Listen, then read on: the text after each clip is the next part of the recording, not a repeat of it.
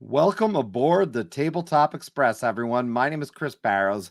I'm not going to be here long tonight. I am just here for a warm welcome and introduction to the last two people before our callers top 20 next week to deliver their top 20 lists. And I am so grateful to Arwen of Cardboard Time Podcast, as well as Brian Chandler. Chandler, what the hell is that? Brian Chandler of Colorblind Games. Call me whatever you want. Yes. Look, I want to thank you both for being here, to sharing your list. I just want everyone to know you're getting double the list tonight. It's going to be fun. Before we get into your list and I disappear into the background, one of the things that everyone has kind of revealed for the most part throughout these videos has been something that maybe didn't quite make the list. Wanted to ask you, do you have any honorable mentions? We'll start with you, Brian. Anything that maybe just not quite there, but you wish you could have talked about tonight? I do. I feel like I have like a top 20 21s that were the next 20 on my list that I'd love to talk about, which we won't today, especially since we're already doing 40 together. The one on my list that didn't make it that kind of broke my heart was Legendary Marvel. This is a deck builder that I really love. It's a co-op or solo deck builder. I will hint and say it took more than one game to replace it on the list. So with that, I'll hand it to Arwen. Any honorable mentions for you? Yeah, I had a couple, but I'm going to limit it to one since you did, Brian. And I'm going to call out Point Salad by AEG. And I know it's lighter. I know it's a very quick game, but that's one of the reasons I like it. It's very easy to teach. It always hits when it comes out. And honestly, a really, really fun small box game. Which I've gotten a huge amount of play out of. So didn't quite make the list. And like you, I mean, I had a few that I was waffling between what's going to make the cutoff and what doesn't. On that really quick, I did just get the app, and on my latest airplane trip, I played a lot of Point Salad on my iPad. So they've done a really nice job with the app as well. Yeah, I've heard really good things about the app. I haven't quite played that. I've been doing a ton of BGA gaming with it. Nice.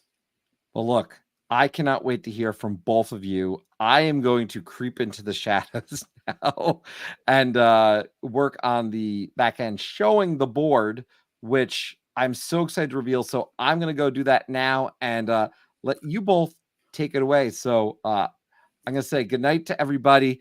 Just again, quick reminder, come back next week, Wednesday, 9:00, callers top 20. And if you have not completed the form and you're in our Discord, make sure you complete it. If you're not in our Discord, go ahead, join our Discord. Link in the description for this video. With that, Arwen, Brian, the stage is yours. Perfect. Thank Awesome. you, Chris. All right, takeover time. Yeah, look at our board. So I have to go old man reading glasses, I think, given the size of the font I'm expecting, even on my computer screen. I think we're ready to just roll. Arwen, do you want to kick it off with your number 20? Yeah, I might as well, because it looks like I'm the first on the list. I've got the old lady glasses on that I've had since I was 8, so it don't works. glare somehow. I've got the $10 over the counters. I think I need to get some better anti-glare glasses. So apologies if you don't see my eyes half the time. I've got the prescriptions. It works great. Perfect. So my number 20 is a little game called Everdell. It is a lovely little cute worker placement game. Lots of playing cards for free. Once you play cards, you can play an associated card for free, which I absolutely love. A little bit of engine building in there. I also love to see how long I can last each season. There's actually a kind of asymmetric round that goes on so that the rounds don't actually need to end at the same time for everybody, which I just love trying to do things until everybody else goes into the middle of next round and I'm still in the previous season. It's also deceptively cute. I've been able to get this to the table with a lot of people who don't play those middleweight games, but because of the theme, they come in, they enjoy it, and that kind of opens them to other experiences. Nice. I've only played the base, and I've only played a couple times. That area on the left, I have a memory that the expansions kind of like add to this board. Is that area on the left an expansion? I forget. Yep. So that is Pearlbrook, I believe. Hmm. Played a couple games with that. I have like the gigantic box, and quite honestly, haven't played with all of the content quite yet. But looking forward to doing that someday. Nice. Fantastic. That is Everdell. All right. My number 20. Let's get started. Yeah, just hit it, Barrels. Let's just talk. My number 20 is Great Western Trail, 2nd edition. This was new to me this last year. I hadn't played it before. I've actually also only played this edition, and I've only played it solo. So relatively rare for a maybe game like this. It isn't typically a solo game, although it has an official solo mode to be in my top 20, but it it did it. I just really had a great time with this one. So the basic idea is you're bringing your cattle from somewhere, Texas maybe, to Kansas City.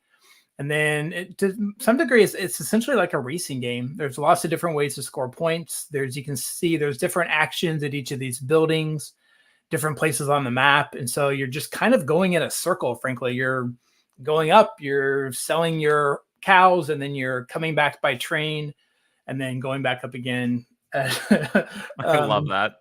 Thank you, Ryan. That's perfect. But really fun. I pretty thematic for a relatively mid-weight-ish Euro. I saw the BGG heaviness rating was a little higher than I thought. I think it says like a 3.7. I don't know if I'd put it there. I don't really like the heaviest of heavy games much of the time, but this one really clicked with me. I think a lot of that heaviness rating kind of comes from all of the decisions that you can make and kind of all the choices that you have available to you, especially in the end game, like how you want to build that engine up, how fast you want to go, how slow you want to go. That to me is kind of where some of that weight comes in. But yeah, 3.7's a little bit high, especially looking up a couple of the games that are on my list that are on that heavier end. I would say that this is an easier to grasp game than a lot of those. Yeah, the only other thing I'd mention, not shown here, are some of the cards you actually are collecting. There's a kind of cow collecting mechanism, which is really the main way that you earn money. I'm trying to remember if money and points are two different things. Yeah, it's how you earn money, and then the victory points are a different scoring track. Yep. Very good. Yeah, that's Great Western Trail. Have you played any of the other, like Argentina or the other one? Is it New Zealand? I have not played those. I have not gotten around to those yet. I just kind of looked at the base game and said, if I hear wonderful things like I have to play this, then I'll get into it. But I really haven't heard that feedback all that much from the other two games in the series. So yeah, I know I've heard on a couple podcasts people preferring them. I've definitely heard some people, I want to say Argentina in particular. I don't remember who it was, but somebody basically saying this is their Great Western Trail now, and they've even gotten rid of their original version. So there you go. Checking out. So my number 19 is A Feast for Odin. And this is a worker placement game that has 8 million action spaces. I think it's actually something like, 60 or something like that, 63. But it is a delightfully complex game that once you really get into what the different lines of actions do, you're only doing certain types of actions on your turn. You see all those action spaces that are on the board. Each of them fits into a kind of category. So it's a lot easier to teach than teaching 63 individual spaces or whatever it is.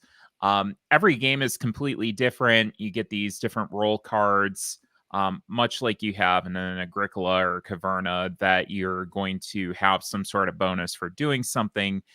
Usually that is kind of the path that you're going to follow and try to make the best out of that strategy, or combo it with, different roles that you're going to pick up. I just love that every game just feels so different. one, I'm going out and exploring these faraway islands. The other, I'm going and whaling. The other, I'm building ships and trying to, basically retire them so that I don't have to feed my people as much. It's great. Probably definitely my favorite Uwe Rosenberg game. That is Feast for Odin. Nice. Yeah, I was gonna say, I feel like this one is peak Uwe, right? It kind of does the polyomino piece. It does the all the different actions piece. Oh, it does the feed your people piece, right? You have to feed all your people at dinner every whenever, and it's fantastic. I actually haven't gotten mine to the table in a long time, but I need to pull it back out. And you're right, it looks really. If you haven't ever played this, it does look scary. And the first time I set it up, I was quite literally overwhelmed. But like you say, after like a single play, I think I watched a video. I actually learned it solo, and it's pretty streamlined, even more than I've got a couple others behind me. Fields of Arl comes to mind, Hallertau that do some of the things, but don't do all of the things that Feast for Odin does. Tyler asked a good question. I have the expansion, but haven't played with it. Have you? It's the Norwegian expansion, right? So I've been kind of hesitant to buy the expansion because I did this massive 3D print for the box organizer, and the expansion would not fit in that. But I have heard wonderful about it, and I'm very eager to try it to get it because it's going to take up more shelf space. Maybe I haven't opened mine yet. Maybe you're right. It wouldn't fit in the box if you've got yours organized the way you want it. One thing about it, I don't know if you can, if you zoom in on my particular screen, I think up here, the Norwegian expansion extends the art on the side of the box of the original game, which is one of my favorite things in board gaming, quite literally, is extended art. So bonus points for, there you go. Perfect. There we go. Yeah. Wow. I love that. The expansion extends the guy's shoulder right there. Isn't that lovely? I love games. You're absolutely right, Brian. I love games that do that, like Canvas and, now apparently Feast for Odin with the expansion. That is fantastic. It does make it harder to throw away the expansion box, which, by the way, I threw away 40-something expansion boxes over the weekend. We were doing a big clear out, and I had lots of empty boxes where that expansion content has been in the main box for a long time, and I finally pulled the trigger. I'll be trying to think. I think Tim from Board Game Hot Takes will be proud of me because I know that's one of his things is shedding the expansion boxes. I've been holding them on for the art for many, many, many moons, and it actually felt kind of good. It made some extra space on my top shelf to throw up like Clue and Scrabble and stuff I never play. So that was good. It made some space for me. Yeah, and I had to do that when I moved up here about a year ago. I just finally got probably 50 or 60 expansion boxes. I just said, I'm done because I'm not moving these empty boxes, with maybe a plastic insert. I'm done. It's hard, especially knowing it's like the most expensive part of the game sometimes is the box. It really is. I'm like, okay, moving on. 19, my number 19. We're going to go the other direction from heavy games to a much lighter game. This is a little roll and write, not the first of several roll and writes on my list. This is Qwixx. Qwixx is just awesome. It's a simple little roll and write game. You roll some dice, you fill out it's entirely abstract. The basic idea here is you roll all of these dice. There's 4 colored dice and then 2 black and white dice. I think we've got a full image for this one to help me remember how it plays, Chris. Thanks. Perfect. And you basically do one of two things. You match up a color with one of the white dice, or you can actually use 2 of the white dice for a bonus move. The basic idea here is you're trying to just fill out these rows that you can see the image on the left, the top 2 rows there. I think those are red and yellow, go from lowest to highest, and then the other 2 go highest to lowest, and just basically trying to generate points. The more X's you can get in each of those rows, the better off you are. Oh, you can put an X in any number. You just can't ever put an X to a number on the left of your rightmost number. So you can see, for example, on the one on the left, putting that horizontal line just reminds you that you can't do that. So skipping numbers is bad. You don't want to skip. You want to try to start as low as possible in red and yellow, as high as possible in green and blue. Just fantastic. Super easy to teach, easy to play. We've played this on a lot in my house. The app is fantastic. I can't believe I've talked about apps. I barely ever play app games. I've already talked about 2 app games that I play. So who knows? Maybe I'm a closet board game app player and I didn't even know it. I have played a considerable amount of this. This was like my first verb and write post Yahtzee, basically, and quite a few with my mom as well, which was great.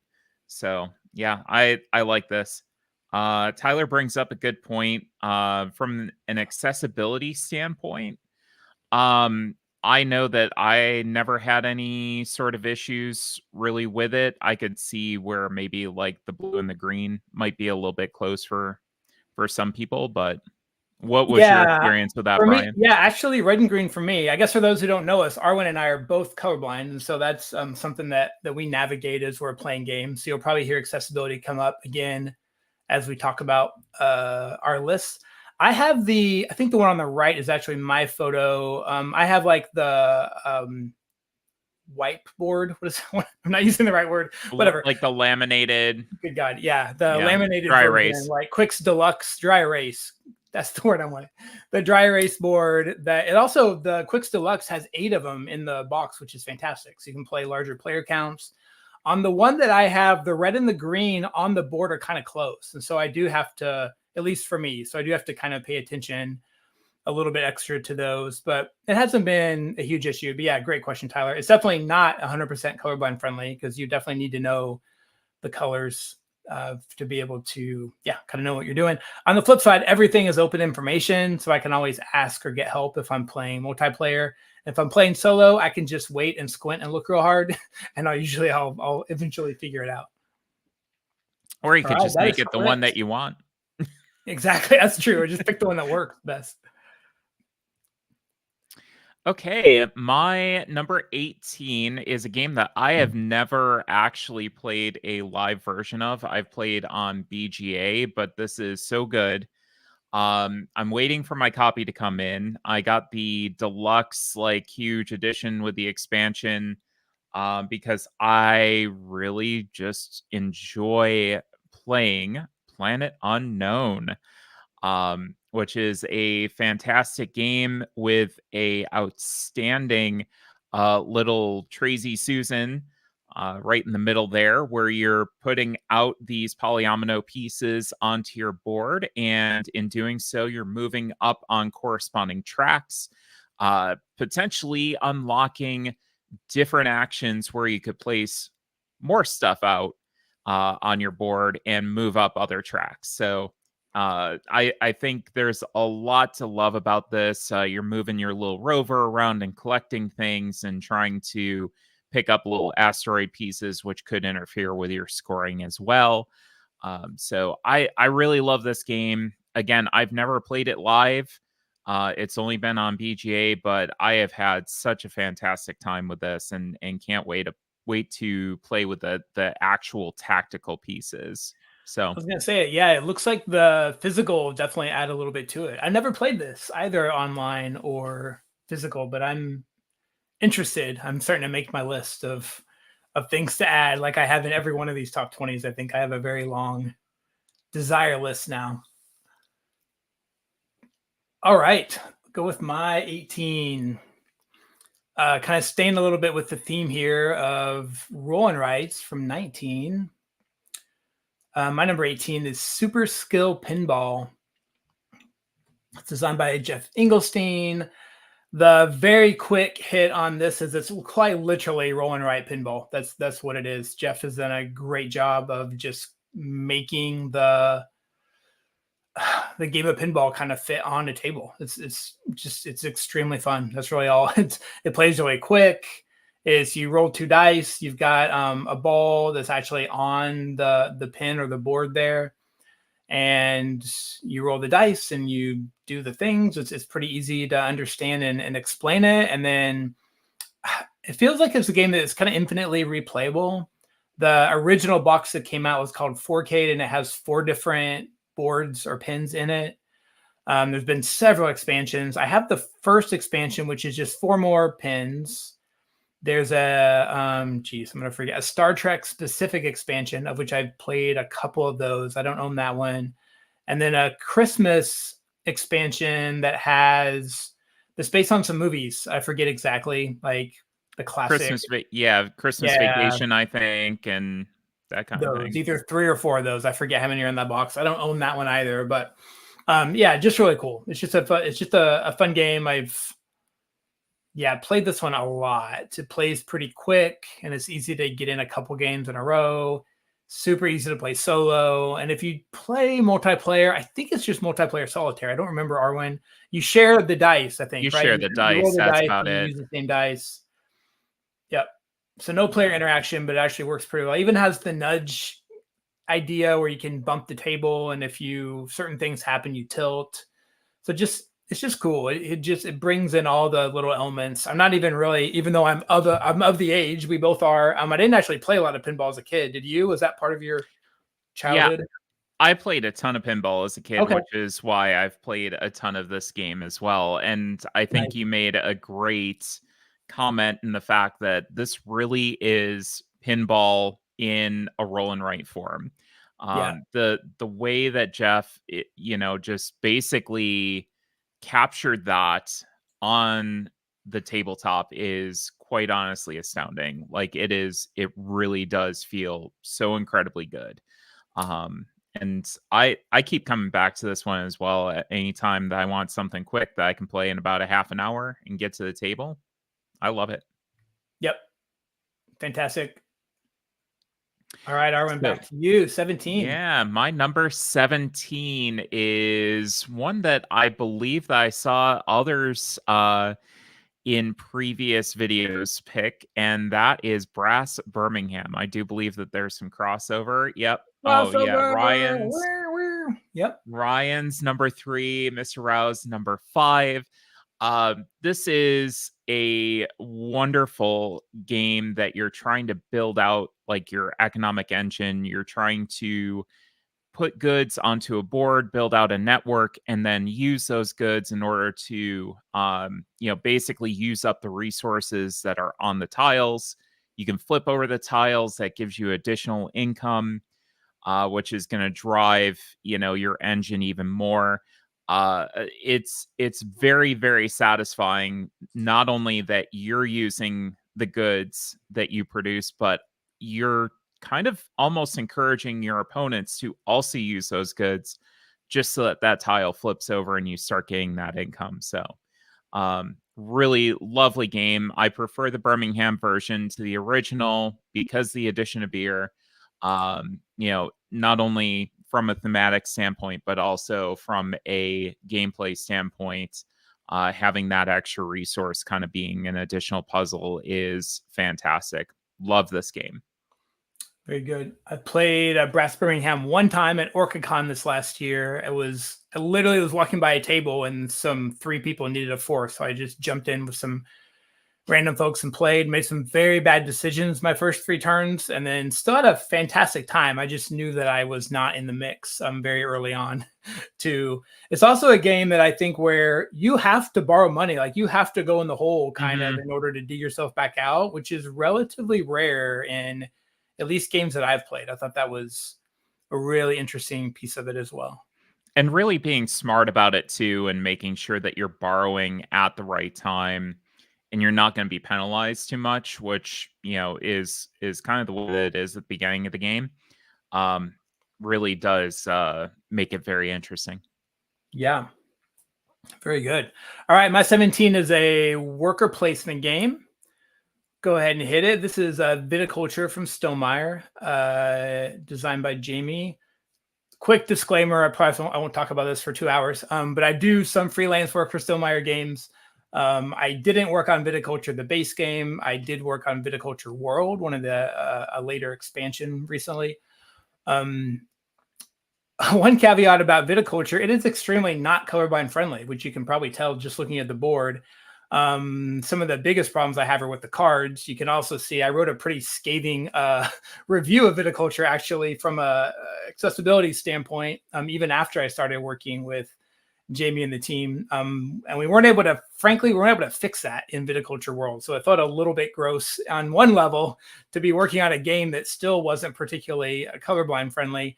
And yet in doing so, I've been able to do some other good things for the world of accessibility, I think. So back to Viticulture. This kind of like Super Skill Pinball is Pinball the game. Viticulture is Vineyard or Winery the game. So it very much, quite literally, is on your tableau, which you can see on the right side of the screen in the bottom.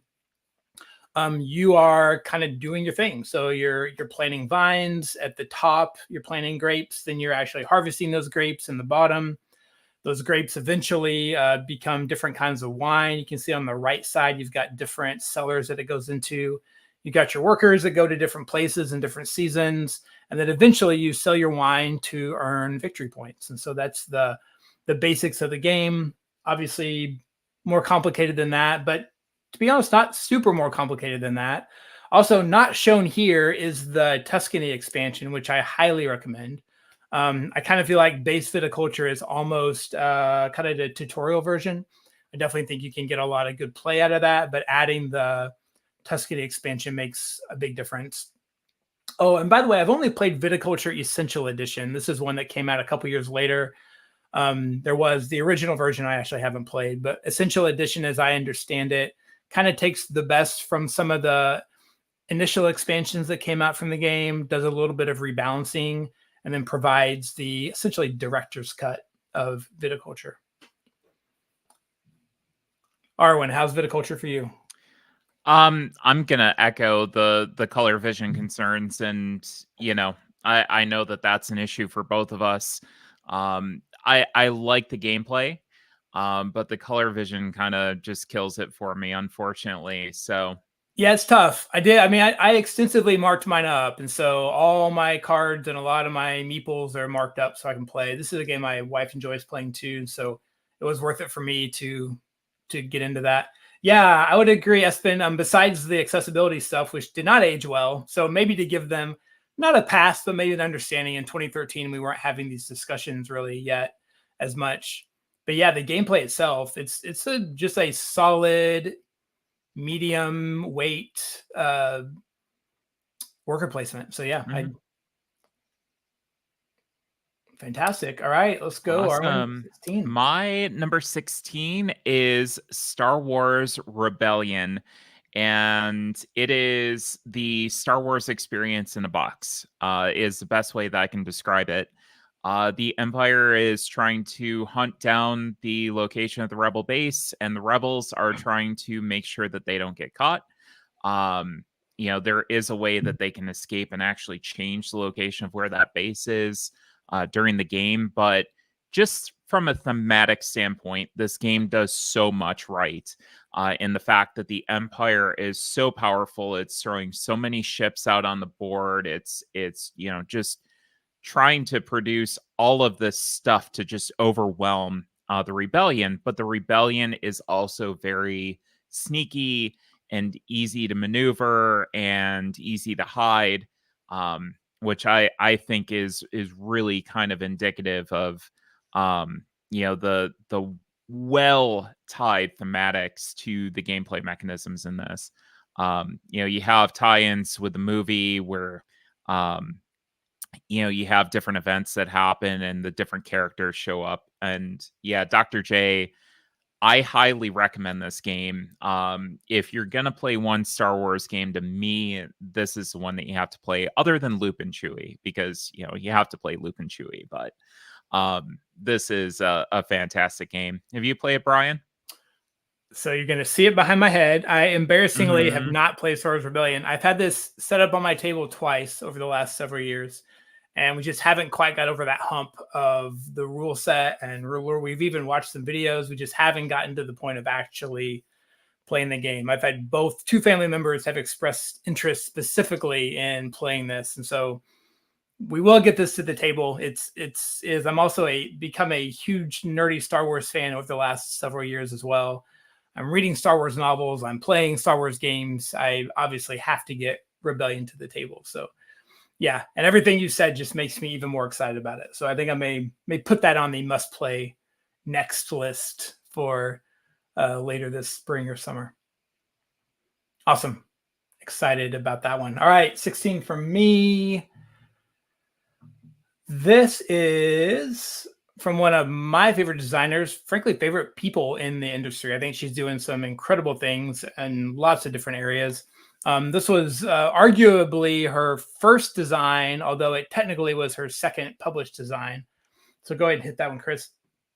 This is Tussie Mussie from Elizabeth Hargrave. So this is my Elizabeth Hargrave game. This is my fairy game. You can see on the right side, I play this game on my commute when I go to the office. So good. Okay, so what do I want to talk about?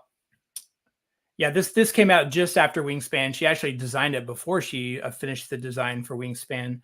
Tussie Mussie is a multiplayer or solo. There actually is a solo mode as well, where you're what are you doing? You're basically giving people flowers. So there's this idea that in the olden days of Jane Eyre, etc., there was different flowers had different meanings. And so you would create a bouquet, and that bouquet actually had special meanings to it. So each of these different flowers has a meaning. So you're actually offering, it's a bit of a bluffing game. You're offering two cards to your opponent, one face up and one face down, and they can choose to take one or the other. And then you get the one that they didn't take. And then you either place that flower in your bouquet, that top row you can see there, or you put it in your keepsake box, which is down below. You do this 4 times, and that's the game, or that's the play of that game. Usually you play 3 rounds. And then the different items or the different scoring conditions on each of the cards kind of shows you or gives you points. It's like relatively simple and yet really strategic, and I think kind of tricky, right? You've got the bluffing part. You're trying to think, do they know what I know that they know? It's really clever, and the solo mode is done really well. There's several expansions to this that I have. When I say expansions, we're talking 3 cards. This is a button shy game, so it started off at 18 cards. This is also my love for button shy. I think this is the only button shy game that made my list this year. I am a big fan of Button Shy as a company. I know they're local to New Jersey and a lot of the Tabletop Express folks. So highly recommend looking at the Button Shy library. They have a lot of games that are fantastic. And this is my favorite right now. Yeah, Arwen, have you tried Tussie Mussie or I have played a lot of it. I've played a lot of it with Allie. If you'll hear Allie mention quite a bit on my podcast, but we've had plenty of dinner time games of Tussie Mussie waiting for our food to come out. And it's just such a lovely game, a lovely theme. And again, Button Shy, I'll echo what you said about them. They're a fantastic company. They make so many good little games. I've got this little tiny backpack that is overflowing with tiny games to the point that it's almost a problem at this point. But love Button Shy games, and especially love Tussie Mussie. It's one of my favorites of theirs. I'm glad you said backpack. I always have at least 3 Button Shy games in my regular backpack, which is kind of my work laptop bag as well. So I never go anywhere without at least a couple games, and they're usually Button Shy games. So yeah. Do you have the little tiny backpack that they produced? I didn't buy that because I didn't want another bag to put in my bag, if that makes sense. I have a nice little pocket where I can like fit 3 or 4 of them in there, nice and flat, and I have a little bitty bag because, some Button Shy games require you to have a few tokens or something, or you might want like 1 D6. So I've got a little bag that's got a couple mini D6, your bag. The bag you have. D6s, couple pennies, exactly. That kind of I thing. think I literally have some pennies and some little, absolutely. Danny, I saw your Walking Dead photo, at least on the Discord. That looks really cool. It is incredible what they've done. They've released now, I was going to say hundreds, which might be an exaggeration, but I don't know that it is, I don't think it games is at this point, and so many designers and a lot of like big name designers either started with a button shy game as their first published design, or they went back and have done that afterwards. But yeah, just really cool. So my hope is that somebody listening right now has not tried button shy games yet, and you're welcome. Have a wonderful rest of the year, because you have a go lot pick to up play. Tussie Mussie. They also cost 10 or 12 bucks a piece. So go grab a couple, and yeah, good times. If you don't like it, you're not out that much. So it's great. And it doesn't take up any space. So I never feel like I have to get rid of them, because they're all in just one little stack. Exactly. Very good. All right, Arwen, back to you. All right. So my number 15 is a game about managing a fast food chain, or a food production chain, and that is Food Chain Magnate. It is a crossover with Ryan as well. That was his number one. Loves that game. And I actually got a little comment from him saying they appreciated the love and representation of this game on my list as well. This is one that could potentially move up on my list. It actually did move up on my list from 2023 when I was putting my 2023 list together. It's a dry board. Visually, it's not terribly stunning, but from a gameplay perspective, you're building out this chain of employees, and you're putting out, different strategies onto the board as far as what you want to produce, how you want to advertise it. Just a brilliant, brilliant game that really flows a lot better than you think it's going to once you start playing. It is a game that you can lose on the first couple of turns. I think as long as you know that going into the game, and you're not necessarily totally against that, it's a really enjoyable experience. I played this a few times already, and it is an outstanding game. And yeah, I just love making org charts and getting stuff for doing that. So Brian, have you played this one? I have not had the pleasure. I am a willing participant. I am nervous about you can lose on the first turn of a 2-hour, 3-hour game. That makes me a little bit anxious, but definitely willing to try. I am curious. The kind of French fry baskets there, do those come with the game, or are those Espen add-ons? I'm pretty sure those are Espen add-ons. Yeah, those are I pretty will fantastic. say, that's a great idea. One thing that does come with the game is this little menu that you have that details like all the people that you can pick up and the things that you can do, which I thought it was really cute thematically. Yeah, fantastic. Thanks for the quote. Hey, I will play any game once. I've played several games that I disliked significantly. Yeah, I'm not going to talk about those today. These are our favorite. Oh my gosh, I love it. Ryan is really into this game. I'm just saying. I love it. I love it. We need to play it at some point. I legitimately do want to play this. So it's on the list of something I want to play. Anything, I feel like, I don't know how you feel about this. Anything that is someone's number one game of all time, I feel like is absolutely worth a play, because I want to know something about the game, and I want to know something about the person to where this game is their top game ever.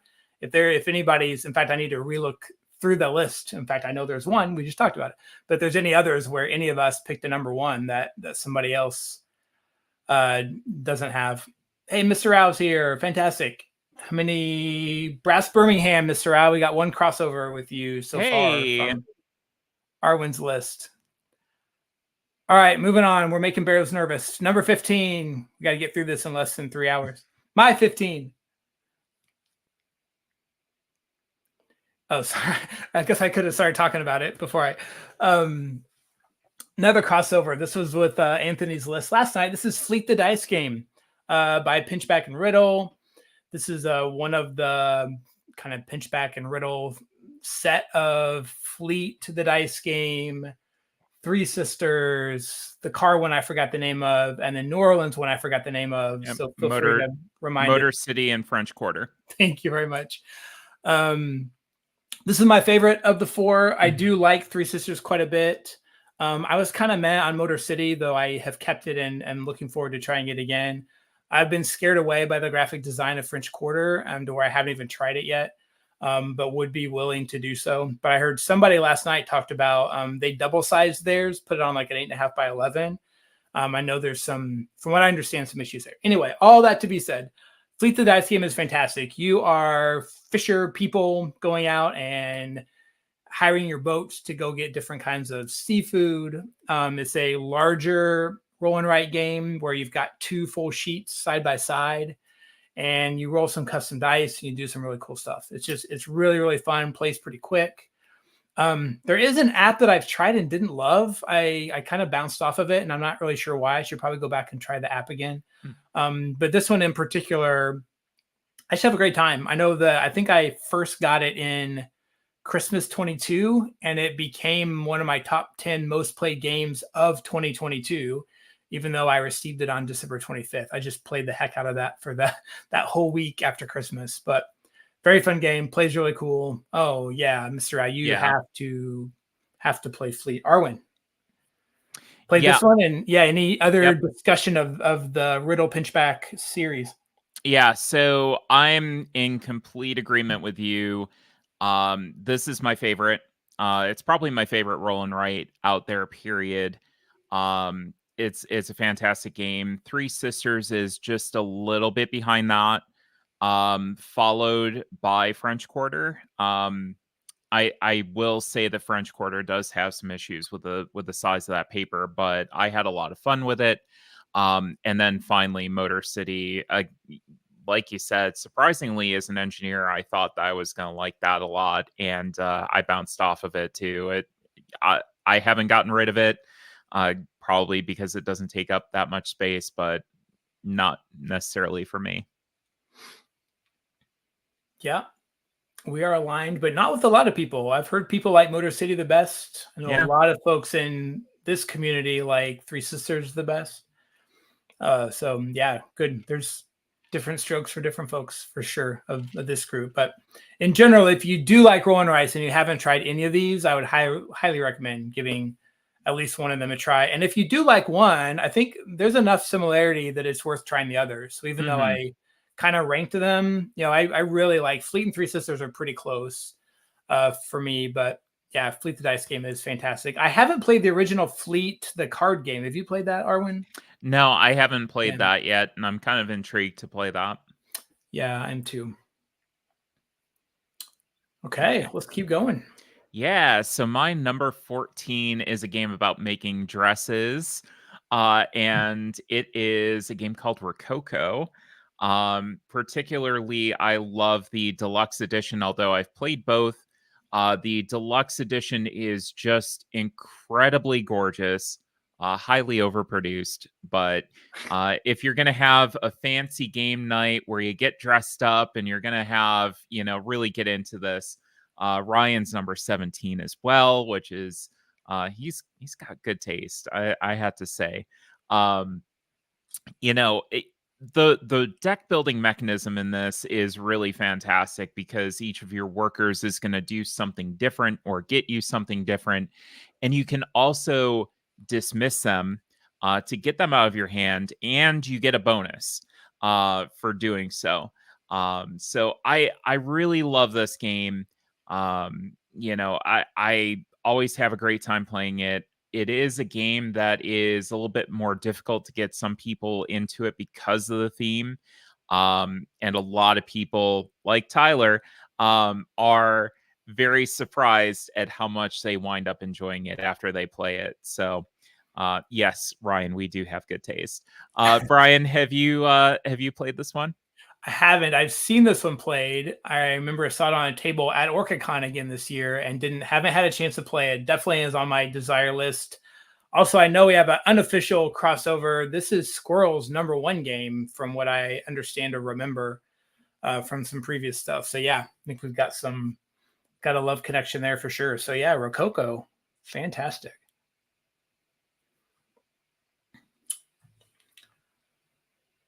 All right, going to my 14, we're actually going to stay on theme here. More rolling rights from me. I actually thought I had fewer rolling rights this year, and maybe I do, but I've had a lot of them here in my first 6 or 7 picks. So number 14, this is another one of those series where I think all of us have a little bit different opinions on which ones we like the most.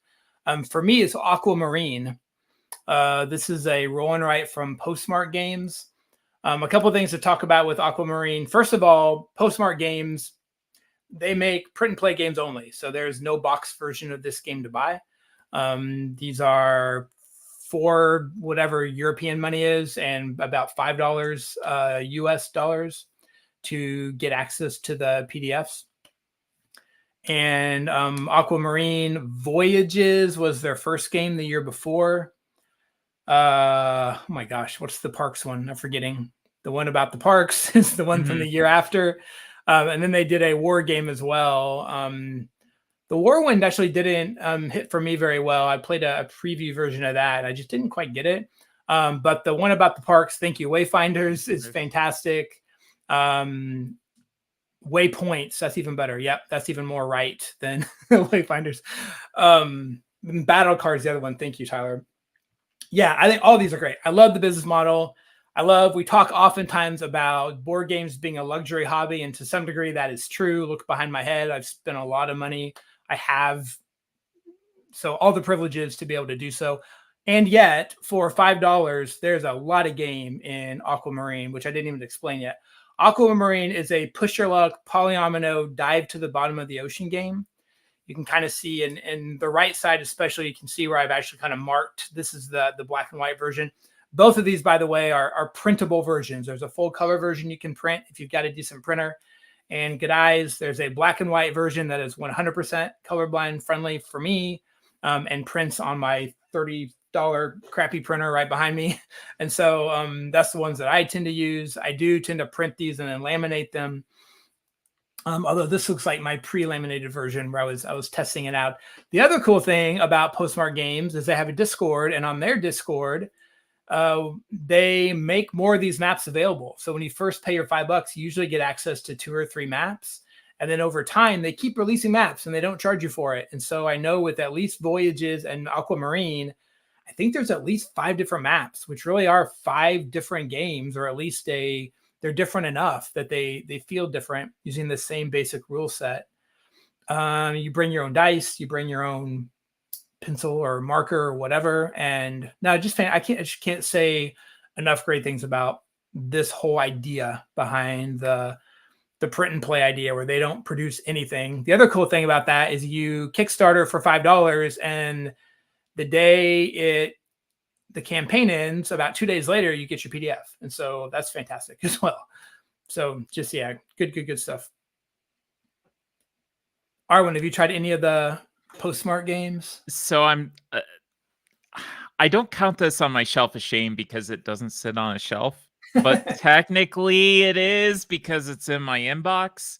I haven't printed this out yet. It is one that I've heard you talk extensively about, and I did purchase. I just haven't tried it quite yet, and this is probably, my warning call that I just need to go and print some out and play it. Yeah, I'd say just look over whichever ones you have and pick the one that speaks to you. I know a lot of people like one of the other 2 better than Aquamarine. I just love polyominoes. I played a ton of Tetris in the 80s and 90s, and so anything polyomino just really kind of speaks to me. And so Aquamarine does that. I will admit, though, since we're sharing things, is that I've played the first 3 maps. I think there's 5 in Aquamarine now, and I know I have one literally right behind me on the floor of one that I've printed but haven't laminated and haven't actually played yet. So, and man, if we did that's probably another episode we should do, guys, is a digital shelf of shame. Like, what are those digital files that you've backed that you have in a big, not necessarily your Steam, like that's a whole different situation, but maybe digital board games that are supposed to be printed and played. Or you can play these on an iPad or whatever too. I've seen people do that. You can actually do it digitally, pull it up as a PDF or whatever, and use a pencil or whatever doodad you might have for a phone or an iPad. But yeah. Awesome. All right. Well, I'll move on to my number 13, and that is Kanban EV. This is a Lacerda game. The magical Vital Lacerda. This is new to my list. I literally just played this a couple of months ago, and I love it so much that it wound up on my top games. Nice. So for those paying attention to my top 10 lists I do of new to me games every year, chances are it's going to be on there. This game's really about efficiency of your actions, where you're placing your workers, where you decide to go, how you spend your resources. It is really the best factory simulator that I think I've ever seen.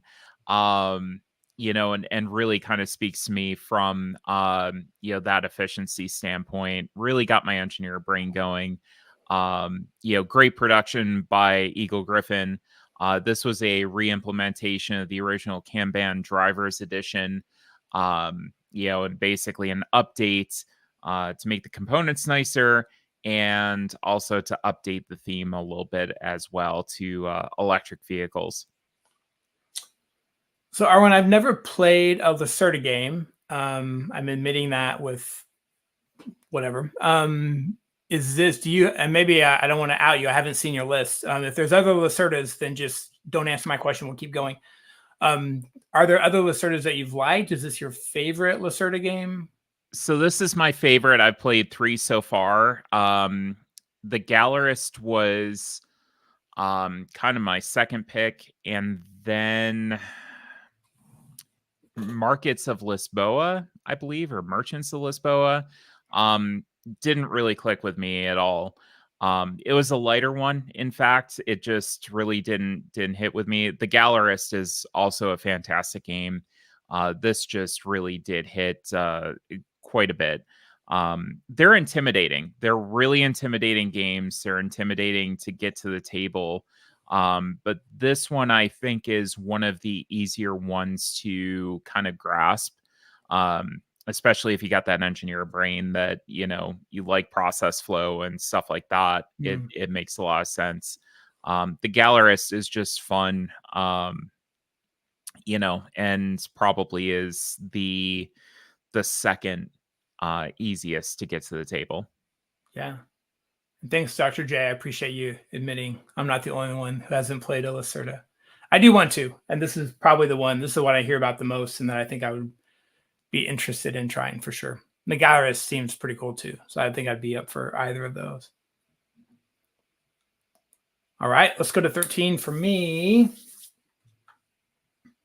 Oh, this might be is this my first co-op on the list? So Viticulture World has a co-op mode, so you can play co-op with that one. But yeah, I think this is I like co-op games. I actually have played quite a bit of co-op. I'll play co-op two-handed, sometimes solo. I do play a decent amount of solo games. So 13 is probably my first favorite, one of my first favorite co-op games I can remember as I got back into the hobby like as an adult about 6 years ago in 2018. And I remember this game definitely speaking to me. So this is One Deck Dungeon. This one plays most often 2. Either you can play two-handed. You can actually play this one 4 players as well if you had the expansion. It plays either 2 or 4. And then, of course, you could 4-hand it. That feels like a little aggressive, but I'm sure there's people here on the stream who are into that. Man, just so fun. It's just a very relatively simple, basic dungeon crawler where you chuck a lot of dice. So the different dice you can see on the screen here, the different dice correspond to different types of attacks.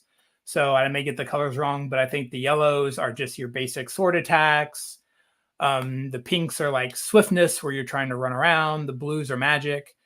And then the black is like a wild or bonus die. Yeah, fantastic solo. I like playing this one a lot. You open up the different dungeon doors there, and there's monsters behind there. You essentially go through that deck, I think 3 times if I remember, to 3 different levels, and then there's a big boss at the end to fight. And so, you don't want to go through the deck too fast, or you're not going to be boosted up enough, because it's like an RPG. You really do have to make your character strong enough to fight the boss at the end. And but sometimes early on, you may need to bypass some of those harder monsters because it's a little too tough to play. Yeah, Miriam, I also could lose at this game a lot. Yeah, I've played this one co-op. You can sometimes just get overwhelmed. There's a little bit of a luck of the draw, obviously luck of the dice. I would say though, it's a little bit more, I don't know, would you call this one input randomness or output? I think it's more input randomness. You roll the dice first. Mm-hmm. Man, I think it's in the middle, because you're also choosing which dice you're going to roll, because you're making a choice of whether I'm going to go after something. So there is a little bit of output randomness initially, because you could just roll terrible and you're screwed. But once you roll, then you get to like be strategic about where those dice go. It is a dice placement game. There's not a good, I should have had another photo here that kind of showed you place the dice on either the trap or the monster that you're trying to defeat. And it's just super clever. Just a really good, it's a small box game. I happen to have the map. You don't have to have the play mat to play it. Yeah, Arwen, tell me about One Deck Dungeon for you. So this game, I can say, travels really well. While I was on the road, I played so much of this, going from place to place because it was so portable. Basically the campaign mode, you can start leveling up your character based on how you do in the game. You can get experience points. You can level up your character so that you do better on your next run, and you can get to some more of those deeper runs as well, those harder bosses that you have to fight. I lose this one a lot, but I still love it. I think that it's a great choice for solo, like Danny said. I like this one a lot. Yeah, you talk about, thanks, Ryan. I've never played the app. I really like this one analog, but I could see that being a good way to play too. You talked about being good for travel. Mine traveled one direction down to Portland. My oldest has it at their apartment, and I have not seen it since. And so, for good reason. May need to pick up a second version and the expansion too. So this may be one that our family owns more than one copy, or at least I get to play it whenever I visit. So maybe add that to the list as well. So yeah, One Deck Dungeon. Great game. All right, Arwen, here we go. A dozen to go. Number 12. Yeah, my number 12 is a literal and figurative engine builder, and it is Russian Railroads. And I'm surprised not to see any crossover. I know Mr. Rao did mention this on honorable mentions. It just kind of fell a little bit short of that top 20 for him, I believe. This was my number 10 pick. If you listened to my 2023 like top 10 of all time, just slipping a little bit slightly, but still a fantastic engine building game. You're building up your railroad lines. As you can see on the player boards, you have these railroads that you're building up to score you points. And the further you get every round when you score, you get to score more and more and more points. And it's a game that you start scoring like 10 points in the first round. And by the end of the game, I've seen scores, 200, 300, 400, I think is possible. It's wild how fast it accelerates and ramps up because you can get these crazy, crazy bonuses. Love the engine building aspect of this, and love being able to, kind of combo some things when you place one of your railroad ties and you move it up to one space, you get to do something else or unlock something. Fantastic game. Have you played this, Brian? I haven't, but I feel very curious. I also was expecting to see either trains or stocks, and I don't see any stocks, and I don't see any trains. Stocks. and no real trains other than the ones at the beginning, which are basically telling you how far along the track you can actually move. Yeah. No, that's cool. No, I'm excited about it. Hearing you talk about it has me interested. I like that idea of you move along another piece of the track and then you get something, a little bit of that bouncing around, almost like a Ganshon Clever or like a Rowan Right or Tapestry, where you get to the next thing and then that bounces you over to this other thing. I like the feeling of that quite a lot. Yeah. Hey, abstract trains are still trains. It's still engine building to me. That's right. All right, 12 for me. Let's go ahead and bring it up. I'm just going to jump right into this one. This is Abandon All Artichokes. I didn't realize till just now I have 2 Game Right games on my list, which I probably never would have guessed to be true. But it is. This is by Emma Larkins, who I consider a friend. She's a designer up here in Seattle, and she's fantastic. This game kind of snuck up on me. I hate the case. It's in a metal tin, and the metal tin annoys me. I need to just get a deck box for it. I'd probably carry it around with me more often if it wasn't in the metal tin, but yet I still keep it in the stupid metal tin. That's all right. That's a complaint for Game Right, not for Emma. This is essentially called a deck wrecker, or you're basically trying to just to get rid of your deck. So you start the game with like, I don't know, 8 or 10 artichokes. That's your entire hand. And the intent of this game is to get rid of your artichokes.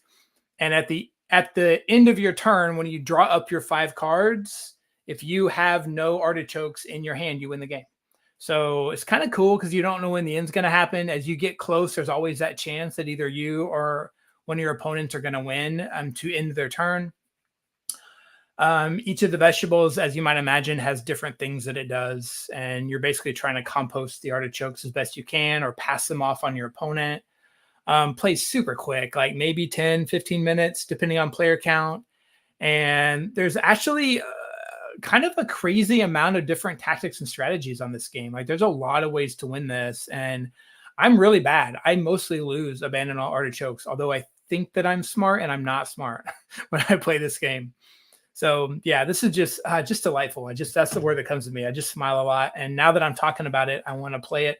It feels like a spring summer game to me. I play it outside a lot. Also because I'm not, for some reason, I mean, I get nervous playing outside in general. That's probably a whole nother topic of discussion of bringing my games outside. But this particular game, I feel like if it's windy, I won't. But if it's not, it's like, okay, if we drop a card on the ground and get some dirt on it, it's not the end of the world. Also, if we really have some trouble, I'll go spend $14 and buy another copy of Abandon All Artichokes. And I do know or just heard that there's an expansion coming out, which I'm extremely excited about. I know there were some early cards that I even saw that didn't make it into the final game that I'm excited to see. So every time I see Emma, I bug her about artichoke expansions, and I think it's a real thing. Sarah Reed, Sarah and Will have a sub channel within the Discord, a Tabletop Express. I think she maybe talked about this, or maybe I asked her about it or something. But I think she has been able to play test the latest expansion content. I have not, so I'm very excited to see that. Arwen, any experience with artichokes? So I didn't know that there was an expansion coming out, and that has me super excited for the possibility of this expanding. And I think, what's that? You heard it here first. Oh, amazing. I have played and taught a lot of this. I've taught a lot of people this game, and it always seems to hit with everybody. I love the deck deconstruction part of it just because I love getting rid of cards. Picking up the ones I want, getting rid of the ones I don't. I think that deck efficiency part of it is very intriguing to me. Some of the cards you can make, like, just keep whittling your deck down until it's literally, I think like 5 cards.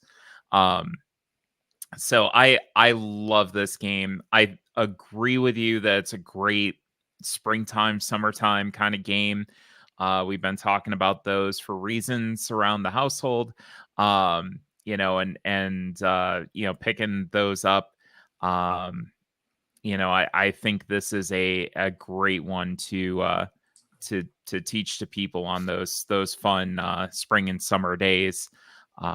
Yeah, fantastic game. I hate the 10 as well, though. Small complaint. Also very kid friendly. We haven't really talked about that much today, but this one is probably the kid friendliest game that I've mentioned so far on my list, at least. Very easy to teach and learn, and you will lose to your kids at this game sometimes, which is I find particularly fun. As I say that, my kids are in their 20s, but even when they weren't, right. I find it fun. That first time that your kid beats you at something when they're whatever age they are, I think is a particular cool experience. And this is a game that will definitely induce that, probably fairly early in, even if they're pretty young. Lost to an 8-year-old, 10 out of 10 would do again. There we go. Perfect. All right, Arwen, let's wrap up our top half here, number 11. Awesome. Well, let's go with a logic puzzle that is a huge brain burner, and that is Alchemists. This one I don't hear talked about a lot. Again, we have great taste, Ryan. His number 9. I really don't hear a lot of people talking about this anymore. This was a 2014 release, I believe. It has slipped down a little bit for me just because of, maybe not playing it nearly as much as I should, and not really playing recently, but it still is very high on my list. It is a brain burner. It earns every bit of the 3.93 weight rating that's on BGG. I always want to take a nap after I play it because I'm just so tired afterwards. But it's a great game, great app implementation, especially considering that it came out in 2014. I think that it did a great job with the app, and still, I think, can teach a lot of lessons for app implementation in board games as well. Yeah, we gotta get on that. Definitely get on the BFF bracelets. But it also incorporates it, and BGG called it kind of action selection or action drafting. I kind of called it worker placement mistakenly, but I think you could call it either. And then you're taking these actions in sequential order. So what you do during an early part of the round could help you, or you could be relying on something happening early in the round that doesn't happen, which kind of messes up your plans for later. Great game. You can make your assistants sick, and then they won't drink potions for you anymore and test them out. I love it. Nice. Have you played this one, Brian? I have not played this one. Had a comment and a question. One, I tend to think, to me, worker placement is a type of action selection, right? It's just you put your worker somewhere to do the action. Yeah. And I know there's some vernacular or details. I'm curious about the triangle thing on the right side of the screen. What is happening over there? Yeah, so basically you're combining ingredients. So you're putting ingredients together and then you get a result out. So you're trying to brew different potions that have different effects, and trying to figure out exactly what that combination is going to do. So it's deduction in that way. You're trying to figure out the best potions and trying to combine the ingredients to make those. So you put a couple things together and it tells you, okay, this is a positive, this is a negative, or these things don't interact at all. Oh, cool. Okay. And then those actually kind of count towards both the diagonals in two different directions. Yep, exactly. That's really clever. That's cool. Okay. Then what about the colors? I'm nervous. The colors are an issue. Okay. So I will say that the player colors can be an issue. It is a gripe that I've had with CGE for years. It's one that I brought up multiple times with different members of the staff, that especially red green is terrible. It gives me problems all the time. So the colors can be an issue. If you're playing 2-player, or even 3-player, you can kind of get around that. But if you have to incorporate that green color, it's not good. Yeah, it's like the Stonemeyer blue purple is the bane of my existence. Yep. I complain to Jamie about that regularly. Now that I kind of have his ear. No, you're right. And there are other publishers, by the way, who are fantastic and always listen and do make changes if we discover something that's problematic. All right, wrapping up my top half with number 11. I just hit it, Chris. We're going to jump into it. This is one of my absolute favorite games to play at a con. This is number 9. Number 9, again, another polyomino game. So surprise, surprise. The general idea here is you're going to get, this is the end result of a play. So you can play this solo. You can play it multiplayer. Play up to 4 with a single box. You can play 8 if you have 2 boxes. You can play infinite if you have enough sets of It's basically like a flip and place. So it's just a tile placement or a polyomino placement game. And what's happening here is every number you see on the bottom row is worth 0 points. That's considered row 0 or floor 0. Every number on the next row is worth its number. Every number or tile on the next row is worth its number times 2. And then that 7 that's on top is actually worth its number times 3. So in this case, I had a 4 level. Get that right? 1. Yeah, it looks like 4. I think there's 4. Yeah, I had a 4 level, but the first one counts as 0. So the 7 times 3 is 21. So I don't know what my total score is here. But the design of these numbers are magically maddening. They're very frustrating. I guess I didn't describe the rules. The rules are you can place any number on the bottom, knowing that it gets 0 points. Anything that you place above that cannot cover up a hole. So you have to you can't put something on top of a hole or the edge. It has to be fully covering up another number, and it has to be covering up more than one number. So for example, I couldn't have put that 7 just on top of the 9, even if it fit. It needed to go on top of at least 2 numbers. So I've played this a lot very recently at a couple cons, the last year and a half, both, or maybe it's been 2 years now, whenever the last Shucks was up in Vancouver. And then at this last OrcaCon, I would show up to like the game library thing super early because I'm an early bird. I would just have this game, playing a couple solo games, and I would just call random people over and just say, hey, can I teach you this game? It's really cool. And I would teach them the game in 2 minutes. We would play one game. They would do really bad. And say, hey, you want to play again? They would play another game and they would do great. So it's definitely a game that only takes one play to really get it. It plays in about 10 minutes. There's exactly 2 of each number, so you can start to kind of card count and be able to do it that way. Also, for solo or 2 players, you can put this entire game in a Ziploc bag.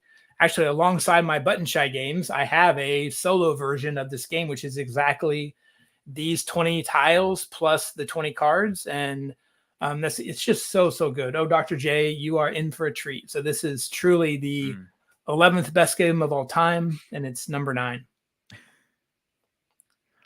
I'm just sad that it's not your current number 9 because last year I know it was 9. last year. I did it. I did that. Look, my pick in 2023 was number 9.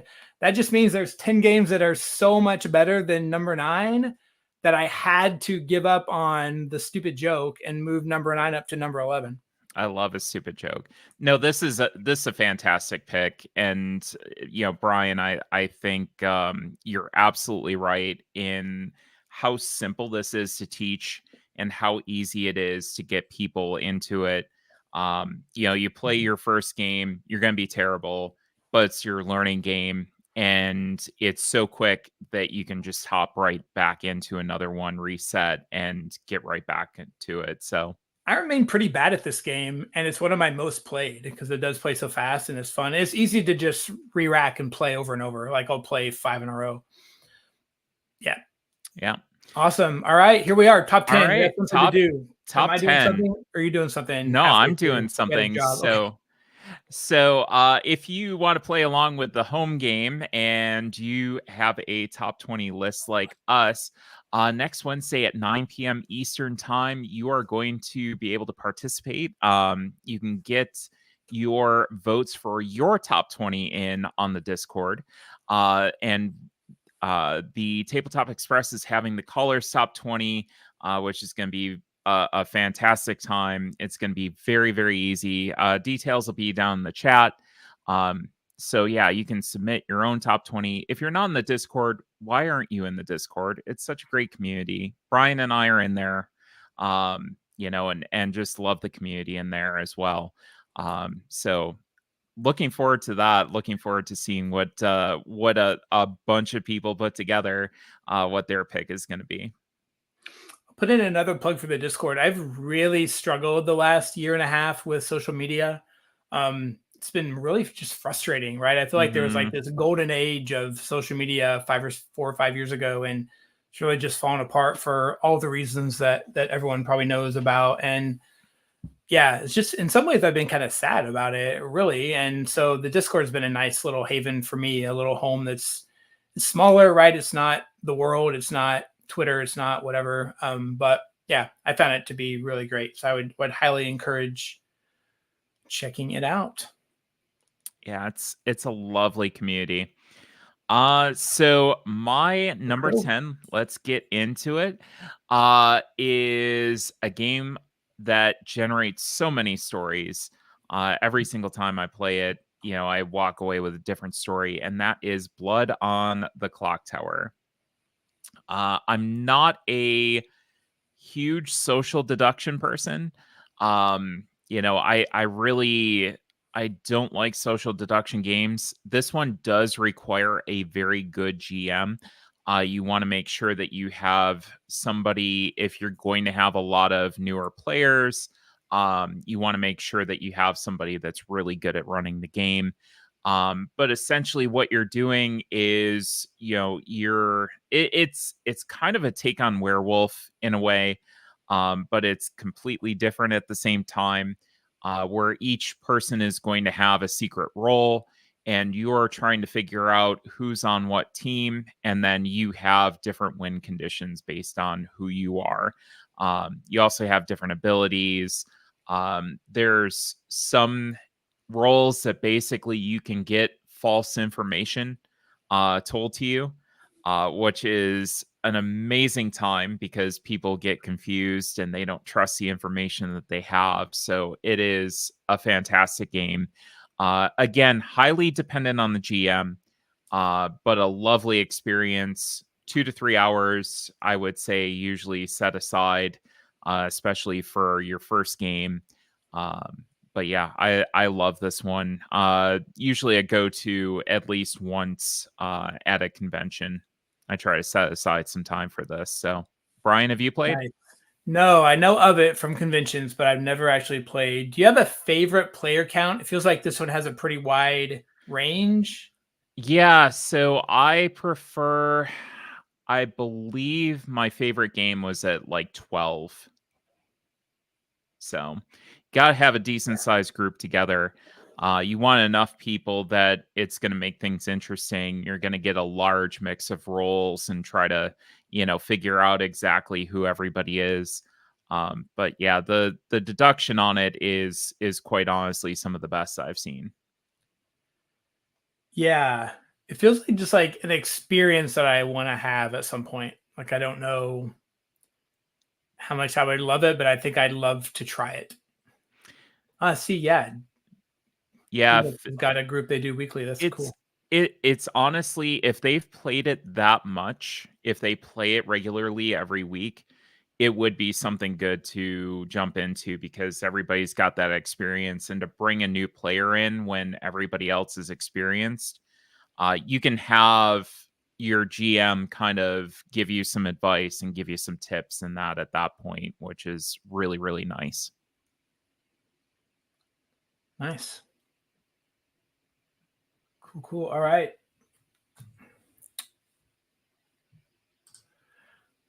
My number 10 is a classic example of a big game in a smaller box. This is the Red Cathedral. Man, this game is so good. So what are we doing? You're building a cathedral. It is a rondel. You've got not really dice placement, but the dice are moving around the rondel in some interesting ways. Everything you see on the board is randomized at the beginning of the game. So the location of each of these resources that you're using to build your cathedrals, it is doing things that kind of out of order. It's a recipe fulfillment type game where you're building different different levels of your tower. You can see that this is actually the solo setup. So on the left side, you've got the building that I'm building. On the right side is actually Ivan's stuff and things, the way that Ivan earns his points as part of this game. Components are cool. You can't see them in much detail in this shot, but there's bricks and there's wood, and everything is shaped in different ways. You don't have to deal with the color issue of cubes. The gems are actually pretty little plastic gems. One nice little element there. You can see Oh, I did have a minor issue with the red and green on this, so I did mark up my version. I wrote a full review of this game if you're interested in what I had to say about it in more detail, including that little minor issue with the red and green. It's weird because for for white and yellow, you can see they use black pips, and then they use white pips on the blue, red, and green. If they would have just used black pips on the green, it would have been perfect for me. I wouldn't have had to worry about the differences, but such is life. So, man, what else? I feel like it's like a medium weight Euro. Like there's stuff going on here, although it does play pretty quick, probably 30 to 40 minutes solo at least. But I feel like it's a nice meaty game experience. You can see this is my little side table. It's like literally I'm looking at it right now. I've got Ashes Reborn, Red Rain set up on it at the moment. It's a great table size for solo gaming, and a game like Red Cathedral, any game that can fit on my side table in my office will get a lot of play because I can just leave it set up all the time. And this is a game that does that. The Red Cathedral, same designers and the same publisher as the White Castle that I know some folks have played. Arwen, any thoughts on the Red Cathedral or the White Castle? Have you played either of those? So I haven't played White Castle yet. I've heard a lot of great things about it, but Red Cathedral is a fantastic game. And, I think it's a testament to how many great games are actually out there that I go and I say, oh yeah, that's a great pick. A lot of these games I'm sitting there and saying, I have great memories of this. The box size to the experience that you're going to get in this game and how big it feels, it's a great ratio. It's really incredible how much game they fit into this size of box, and I'm still astonished to this day about that. And thanks, Chewy Huey reminded me. Contractors is the expansion for the Red Cathedral. I have played it. I liked it okay. I can't fit it on my side table anymore. So I've got to get to the big table. Then it becomes a whole different experience. Then it starts to compete with my big games. And then I'm like, oh man, is this really the game I want to play on the big table?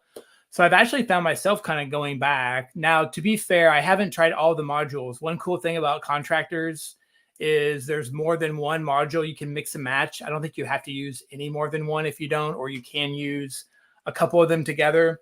So there's a lot of that. I haven't fully explored that box. And so, but I know I will because I like the game enough. I know I'll play the base some more, and then I'll probably want some more of that expansion content too. Yeah, it's good. And by the way, I do have played White Castle. I did like that quite a lot. It's probably one of my favorite games I played last year. Haven't played it enough for me to be able to have it crack a top 20 just yet. I need to get on that, apparently. All right, so moving on to my number 9. This is my favorite, what I call Verban right of all time. And it also has to do with polyominoes, and that is Cartographers. Yeah. Apparently somebody's excited about it. Man, you're gonna see this again. Oh, I think we just outed my number 1 game of all time. I didn't realize. I forgot. Oh my goodness! Yeah, there we go. That's all there right. It is. My big mystery will be my number 2. Exactly. Yeah, what can I say about this other than, it's fantastic polyomino placement, masterful level of trying to balance out these scoring conditions and trying to figure out which ones you're going to go for, which ones you might ignore a little bit. Do you go for every single one? Can you go for every single one? And every game feels different. There's so much content in here with the different maps that keep coming out, in addition to all the different cards and scoring conditions that you're able to see. And those different combinations feel just different every single game. It's pretty easy to teach, I would say. There's a couple of concepts for people who haven't played a lot of games. That I think they might get stuck on, but honestly, after a couple of rounds, I haven't had it really miss with anybody that I've played it with.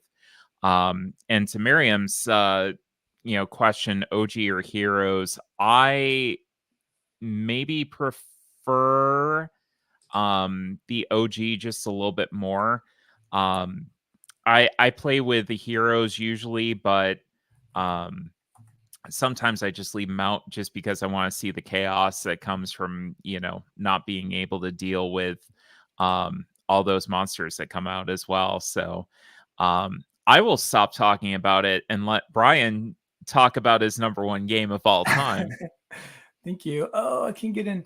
Sorry, I was going to add a link. I did an extensive review of this game because it is my number one game of all time.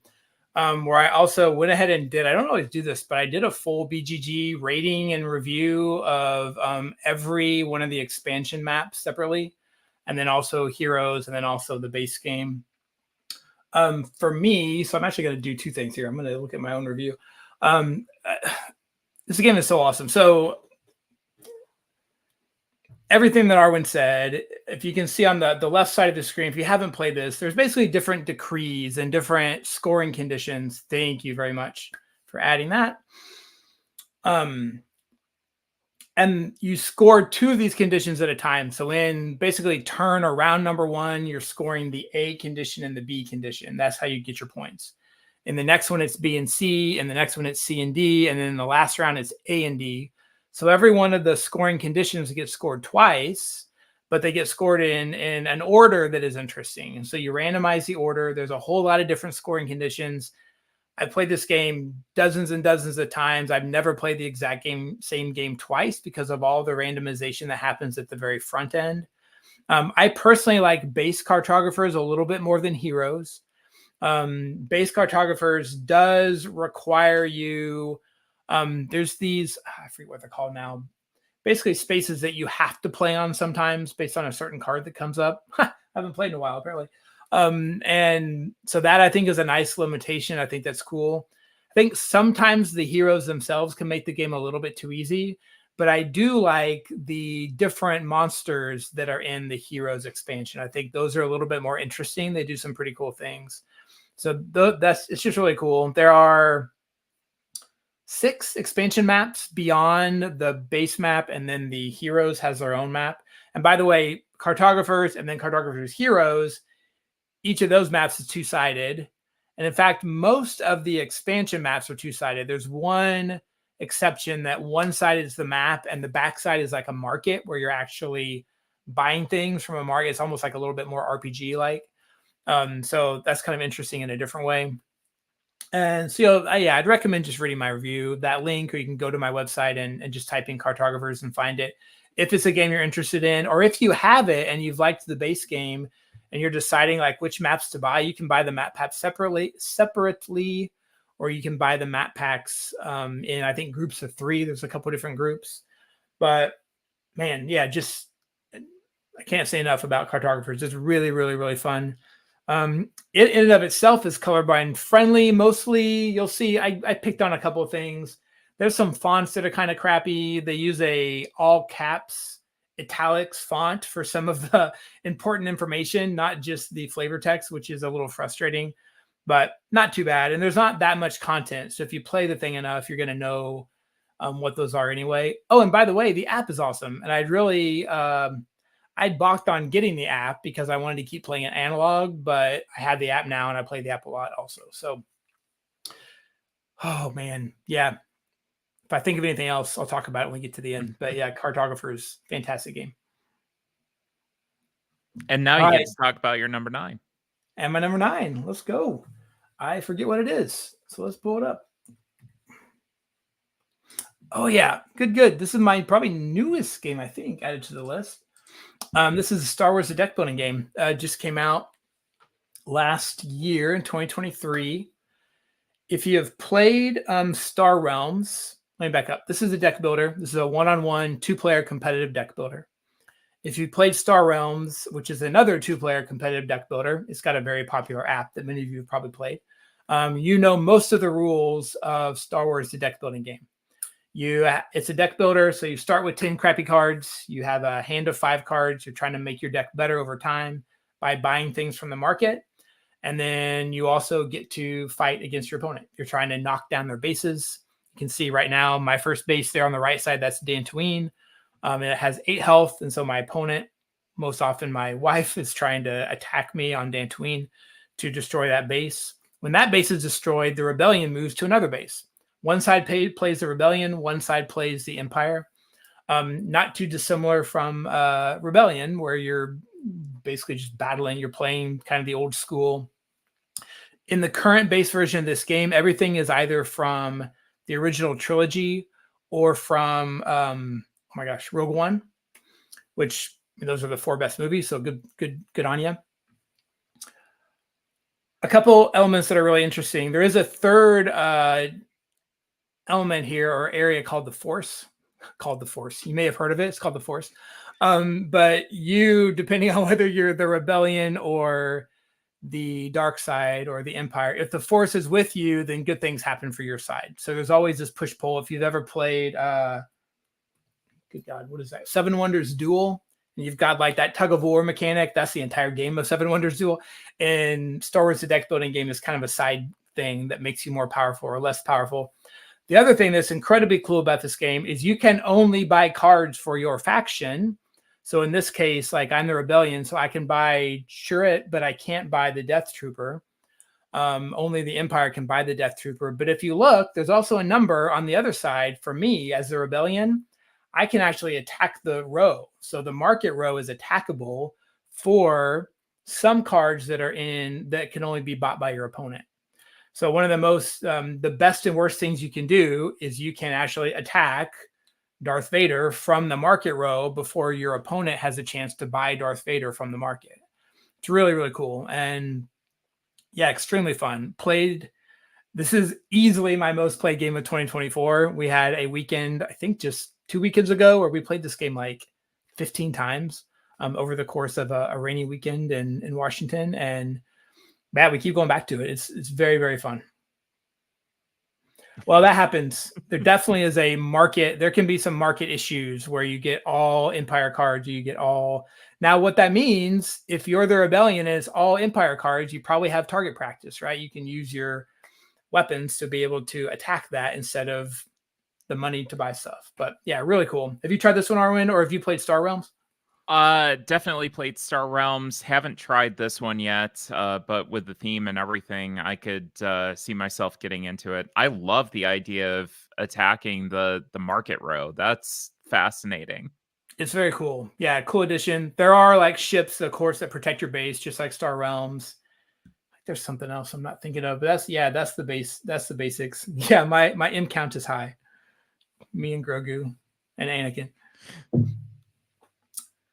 Awesome. Yeah, I don't know what else to say about that one. It's just really, really good. I highly recommend it. It also, it's just ripe for an expansion. 1, it's Fantasy Flight. 2, it's Star Wars. 3, it doesn't have some characters you'd expect to see, like the droids aren't in there yet, really, or at least R2 and C-3PO aren't. So I think you'll start seeing some of those. No Max Rebo. Yeah, huge miss there. I think they're saving that for that's the cover of the expansion, I think, is Max Rebo for sure. All right, Arwen, let's go to number 8. Awesome. My number 8 is a game all about dice, and it is Too Many Bones. This is a game about tactical combat, tech trees. You're building out your character. You're going to have a whole bunch of dice that you're going to use to perform attacks on different baddies that come out, and that's literally their name in the game is baddies. Trying to reduce their health count to 0, get them off the map, and win the encounter so you can go on to the next one. Each day you're going to have a decision that you're going to make, which could avoid an encounter completely and maybe get you some sort of bonus, or it could spur an encounter, and that encounter is going to be determined and the setup based on what your choice is. So I really love this. There's a ton of content that's out there for it, and you can start with the base game. There's a ton of content that's in the base game by itself, but you can buy a literal treasure trove, and that's what they call it. A treasure trove chest which stores everything that has ever been produced for this game. Which is massive. It takes up, if you're familiar with the IKEA Calyx shelves with their cubes, it takes up an entire cube. It fits perfectly. The guys at Chip Theory are definite gamers for sure, making it fit ever so precisely in there. It's also done with kind of a splash of comedy as well. So everything is written with a little bit of comedy, which provides some levity to these battles that you're going to have as well. So I do have the giant treasure trove. I did buy it on one of the Kickstarters once. I think it was Unbreakable came out. So I had that sent to me, and I've been filling it up slowly ever since. So nice. This is on my desired list for sure. A couple of things come to mind. One, I actually really like comedy in games. There aren't a lot of funny games that are like legitimately funny. I think it's kind of hard to do on a game that you play over and over for sure. Clank Legacy is the one that comes to mind for me. It actually had a pretty good comedy in the writing. I thought it was pretty well written, and I laughed out loud more than once playing through that game. So this is definitely on my list. The price point has scared me away. I feel like it's pushing $200 just to get the base game. And maybe I'm overestimating that now, but I feel like every time I go try to look for it, it's very, very, so it's both high on my wish list and high on the price point. It gets a little bit pricey. I think it is in that like 160 range to pick it up. And then, if you're going to pick it up from their web store, then you have to worry about shipping.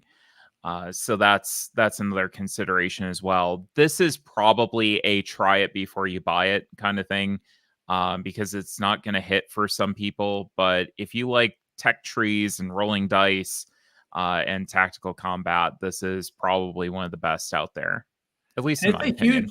It's really big in the solo community too. I know it seems to be in that top 5 or 10 solo games every year on that BGG list as well. Too many bones. Very good. All right. It remains on my top list for sure. Okay, I'm ready. My number 8, another new to me game. This one's not new in 23, but I had not played this game until 2023. I 100% started playing this game because of the Tabletop Express Discord. So let's pull that one up. This is Marvel Champions. A whole lot of overlap with Mr. Rao and Danielle and Chris. Just so fun. So I have played the Lord of the Rings living card game, whatever they call it, a little bit. That one's largely co-op, or it is co-op or solo. I own the Arkham Horror one, but have tried to pull it out once and just didn't quite get it, so I haven't played that one yet. But Marvel Champions hit for me. One thing that I was gonna say at some point during tonight that I've kind of shifted away from roll and writes. That's obviously not true, given that I had a bunch of my top 20 already, and my number 1 game was roll and write. But I really did shift into playing less roll and writes this last year, and have been playing more card games, deck building games. This one's not so much a deck builder; it's a deck construction game. I have only played so far solo, and I've only played this game so far with the pre-constructed deck. So I haven't got into deck construction yet. I have bought a few expansions, but I probably even played like the base box way more than I played anything else besides the base box. And I'm still just having a blast at this game. I feel like with what I have and then what I've bought and haven't even opened up from the shrink wrap yet, I probably have years of fun out of this game before I even buy anything new. But really, really fun. I'm not, frankly, the biggest Marvel fan. I'm a very basic MCU movies kind of Marvel person. I'm not really a comic book reader and haven't gotten into much of the other stuff, but it's enough that I know who Black Widow is, and so can play the game and enjoy it at that level. And even characters that I don't know, the mechanisms of this game are just great. It's a very, I guess I should describe the game. It's a pretty basic boss battler. It's either 1 to maybe 4. I've only played it either 1 true solo or 2-handed solo. Play solo or co-op, and you're playing against the boss. And it's relatively simple. You go, they go, you go, they go. You're trying to beat the boss before they beat you. But everything's a little different. The theme is strong. If you're playing Iron Man, it feels like you're Iron Man to some degree. If you're playing against a certain baddie, it feels like you're playing against that baddie. So I do think the more you know about the Marvel universe, the more you probably get some of the jokes, even the connections of the mechanisms. But even without a lot of that, I find that I just really enjoy it. Fits on my side table, plays really nice. It's a good solo game. And again, kind of that infinite replayability. And if I ever start to get bored at all, then I can start constructing my own decks or go to whatever that website is that gives you ideas to construct decks. Yeah, just a lot of good stuff here. So yeah, Marvel Champions, 2 thumbs up. And I also find it fun that brand new games I hadn't played a year and a half ago are now in my top 20 of all time. I just think that's fun. I like that the hobby continues to bring stuff where I continue to discover new things that I like a lot. Arwen, any experience with this one? No, this one is one that I'm kind of avoiding on purpose, just from not wanting to spend a bunch of money because I know how I get.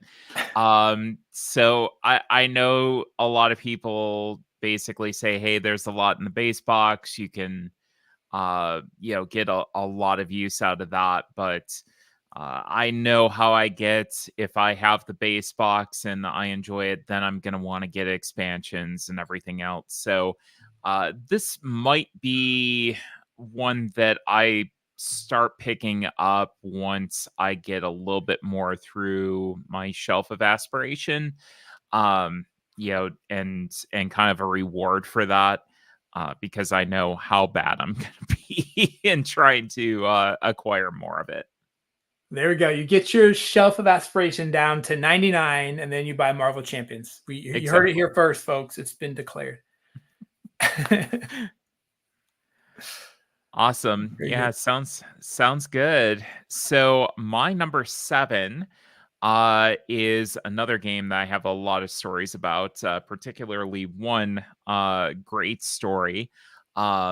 And one great memory, one great night that was made from Twilight, Imperium, and specifically the 4th edition of that. What a game this is. It is a space opera, played out on a table with your friends. That is going to take an insane amount of time. Probably somewhere between the 8 and 10 hour range, or if you're new at it, it's probably going to be more like an entire half day. But it's really the kind of game that you set aside that time. You say, today is going to be the day that we go and play TI4, and we're going to have breakfast together. We're going to, cook something for lunch and throw something in the crock pot for dinner. And we're going to play this epic space battle, conquest game. I love just how well this feels. It's not as heavy as I thought it was going to be. And I know I keep saying this, but you go into this game and there's a lot of terminology, but really the turn flow is very well laid out. It's pretty straightforward as far as what you want to do. I think a lot of the complexity is determining what to do and how to act. And, just the alliances that are made and then broken, and shouting that happens at the table, over, somebody going in and taking Mechatol Rex. It's a crazy experience. One that I hope that I'm going to have a chance to get out again very soon. Probably the type of game that only one player in a play group needs to own. It's probably not going to get out to the table that often unless it's your lifestyle game.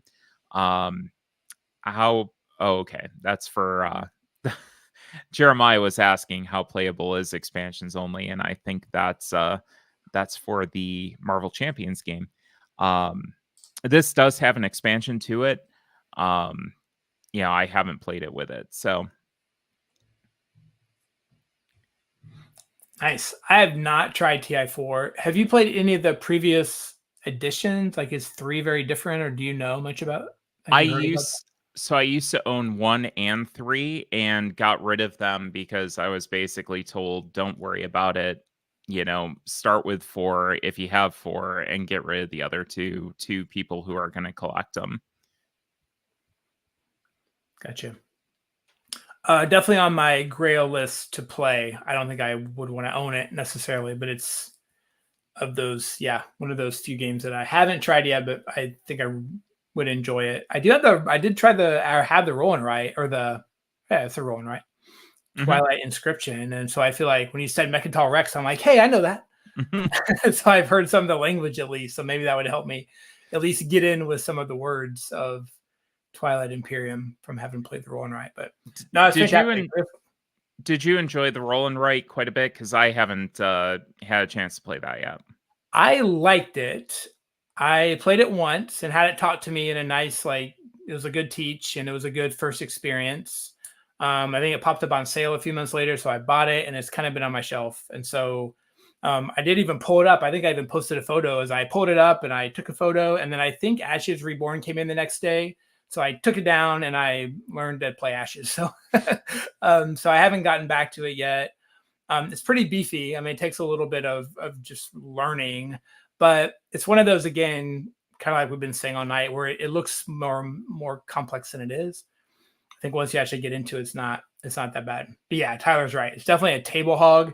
It did barely fit on my little side table I keep talking about, but just barely. It's a big one. And I kind of like my roll and writes to be a little portable. Ideally, I like to take them to whatever, to travel or in a hotel room or something. It's not going anywhere besides my house for sure. Mm-hmm. But no, TI4, fantastic pick. All right, speaking of fantastic, I'm going to go with my number 7.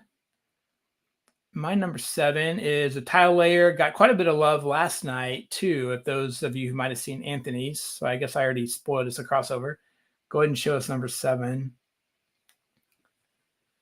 Come on. There it is. Cascadia.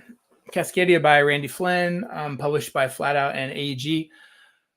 Just a great, smooth little tile layer. I'll kind of go back. I've played Calico, Cascadia, and Verdant, which is kind of the Flatout Games trilogy of tile laying puzzly games. Cascadia is my favorite of the 3. Verdant, actually, I think needs to get a little more love. I think that's a fantastic game that kind of got lost in the shuffle of maybe Cascadia getting all the attention with the spiel at the same time that Verdant kind of came in under the radar. So I think that's a couple games that I think got lost in the shuffle. That's one of them. Another one that just came to mind that I'll mention is Mariposas. That's a game by Elizabeth Hargrave about butterflies. That's a really cool push your luck game that hardly anybody's played. And I think that's really a shame. It just didn't quite, for whatever reason, right? Great games don't always hit. But I think that's another one. Anyway, lots of plants and animals. So in this game, Cascadia, you've got kind of these multi-level scoring conditions, not too dissimilar from, my brain just broke. I'm doing 2 things at a time. Not too dissimilar from Cartographers, where you're often having to kind of decide. If you look at that second photo, you can see there's 5 different scoring conditions for the 5 different animals. And you're often balancing, hey, if I do something that's going to help my bears score more points, there's a chance that might hurt my hawks from scoring points, or maybe my foxes. And that's just the animal layer. Underneath that, you've got the, what are those called? The different habitats, the habitat layers. And you're trying to match those up. So you can see, like on the far right image, you're trying to keep the different plains or the different forests together in clumps. So you get points for your largest group of each type. And then you get different points for the different. Oh, yeah, that's good. Thanks for zooming in. For example, the salmon there, you can see you're actually getting, I can't remember what that one even is. You're getting salmon surrounded by certain things. So there's just slots. Oh, maybe the elk one's a better one. If you put elk in these very specific patterns, then you get points for those patterns. So just a really, really cool combination of games. There's a family mode that you can play that's even less complicated. Expansion I thought was quite good. In particular, I like how the expansion adds new tiles that makes things a little bit more interesting.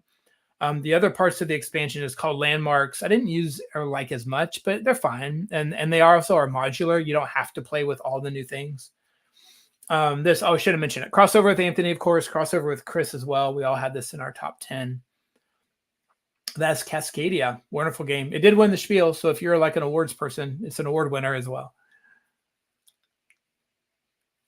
Arwen, any thoughts on Cascadia or anything in that flat out puzzle series? Yeah, great game. Cascadia is fantastic. Haven't played nearly enough of it.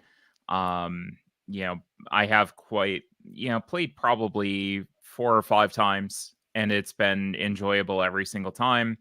I do really love Calico. I have good memories of Calico, not only from solo plays, but also playing with my mom quite a bit. That's kind of our go-to game. She has a copy of it as well. So I like playing that with her. She's a quilter, so that kind of helps. Verdant, I kind of bounced off of, to be honest, and I think it's a matter of needing another play or two of it to kind of grasp it and try to understand what's going on. For some reason, it just didn't sit with me, so I'm not sure what was going on there.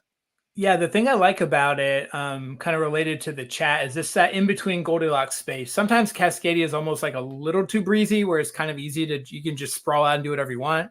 Calico can get super frustrating, where you can kind of get stuck at the end and like not score at all your last 3 turns or not get the quilt piece that you need. I think Verdant does a really nice job of hitting that sweet spot in between those two. Again, I would still pick Cascadia to play of the 3, but I do like all 3, and I'll keep all 3. They're fantastic games. Awesome. Well, let's move on to my number 6. And what more can be said about this? A ton of crossover here. I'm just saying, Castles of Burgundy. Who doesn't love this game? Anthony, Mr. Rao, Danielle, Chris. Surprisingly, it doesn't look like we have a Brian Chandler on this list. We don't, or Ryan. Neither Ryan or Ryan. Yeah, your BFF didn't pick Castle of Burgundy. That's kind of. I like Castle. I like it fine. You talk about it though, because it's in your top 6. Yeah. So to me, it's Stefan Feld's magnum opus. I think one of the things that kind of pulls it down a little bit is, the beige is the best way to probably describe it. It's not a pretty game. The new version does some to fix that. It does look better, but still from a theming standpoint, not entirely super exciting. But the gameplay makes up for it. What a fantastic game. Just combo potential left and right.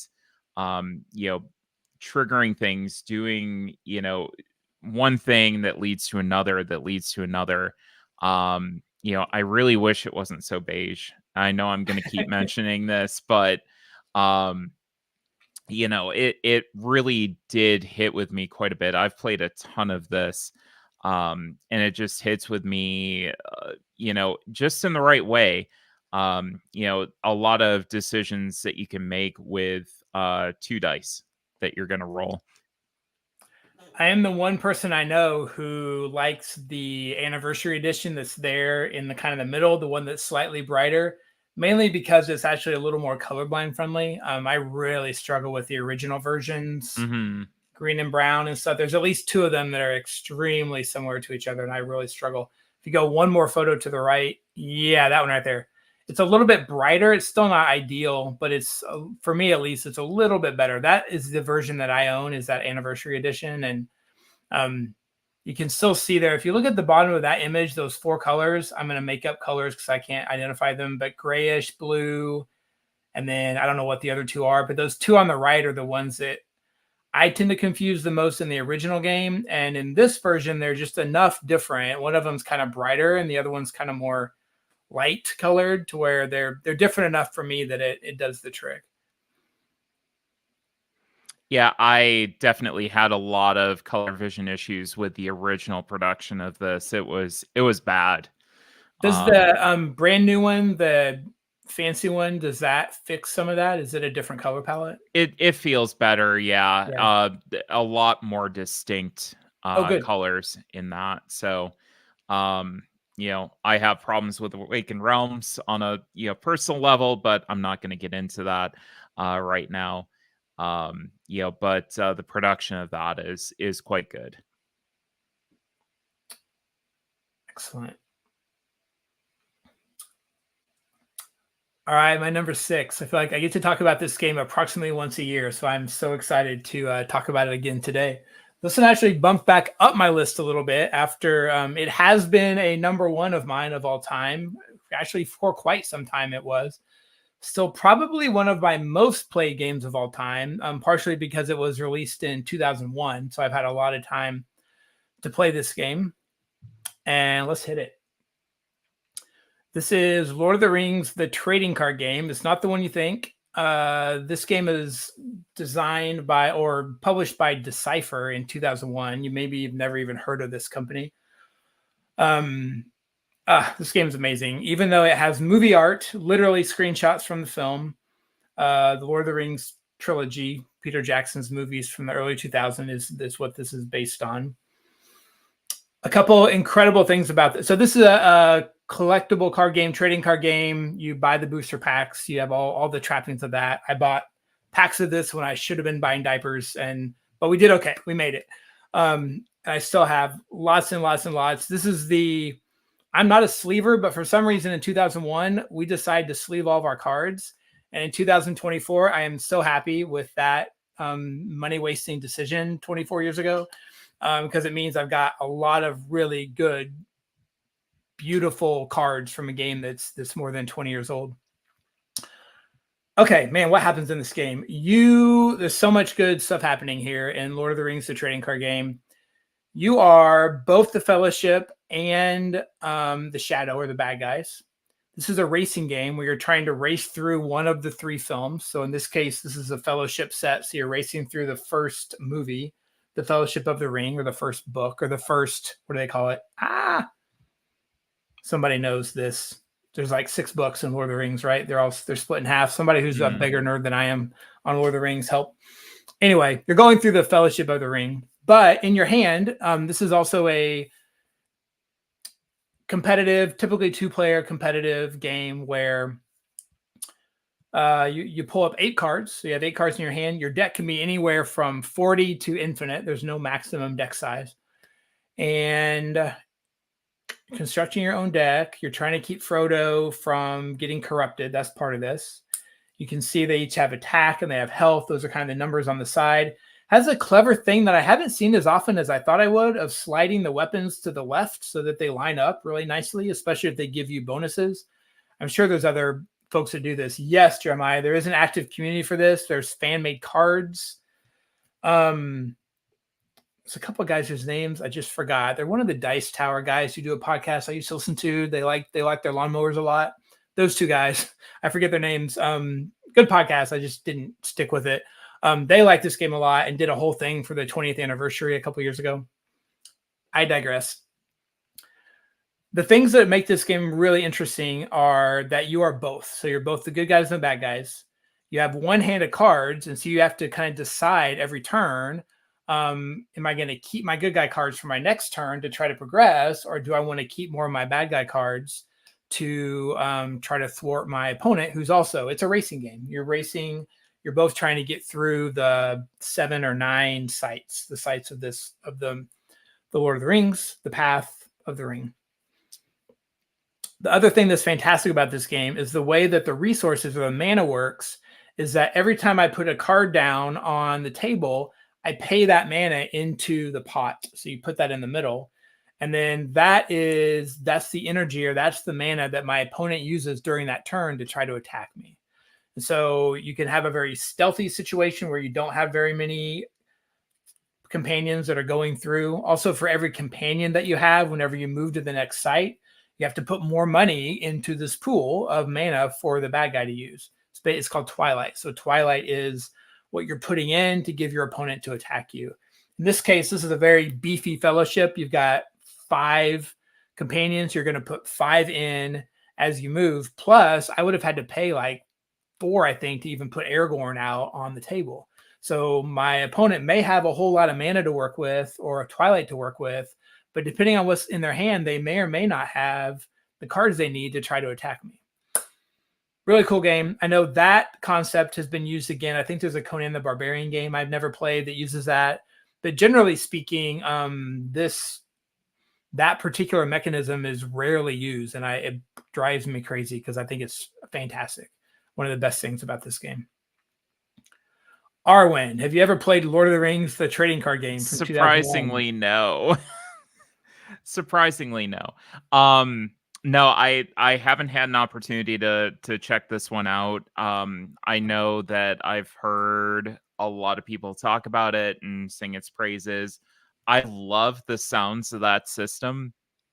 Where you're attacking with the mana that your opponent uses to play your cards out.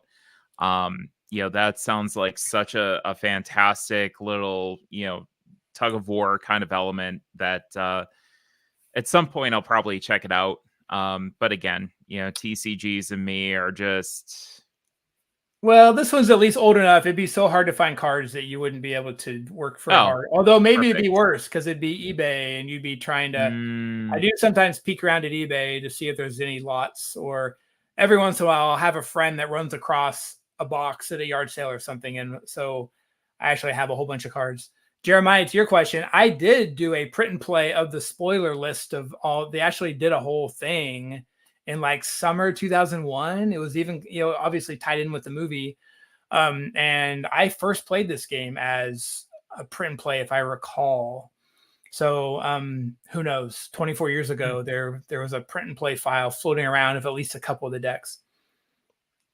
I did send a set of these cards to Espen and Barrow. So Tabletop Express in New Jersey does own at least 2 decks and all they need to play this game. We toyed with the idea of doing a stream. We need to bring that idea back up. So, yeah, good stuff. Oh, one other just note on that. Eclectic Camel from the Discord was actually a playtester, an early playtester of this game before it was released in like 2000 or maybe early 2001. So another little connection to our crew. Hey, maybe if there's ever a Tabletop Express Con or whatever, that might be a good opportunity. ShameCon, there it is. It is. Lord of the Rings trading card game is added to the ShameCon itinerary. Perfect. Love I'd it. be happy to teach it. All right, top 5. All right, here we go. My number 5 is a game that has a woman on the front of it that is beckoning you with her bountiful harvest of fruits and vegetables and whatever she has in her basket. It is called Concordia.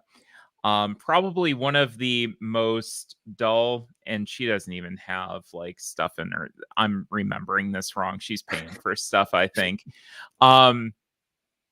But anyways, really dull, board game cover. It's like, okay, well, what is this? It's just somebody paying for goods in the Mediterranean. And the theme, could be better. What I really like about this game, the cards themselves are great to use to teach.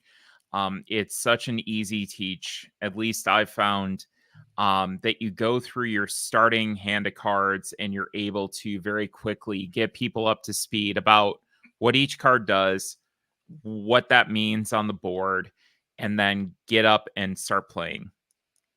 The other thing that I really love about the cards is the fact that they are also your scoring condition and they're multipliers. So, for instance, you may score a certain amount of points for having, different types of trading posts. That will score you points based on the amount of cards that you have that are to that affinity, that you can start stacking up as well. That also drives what actions you're going to take on your turn.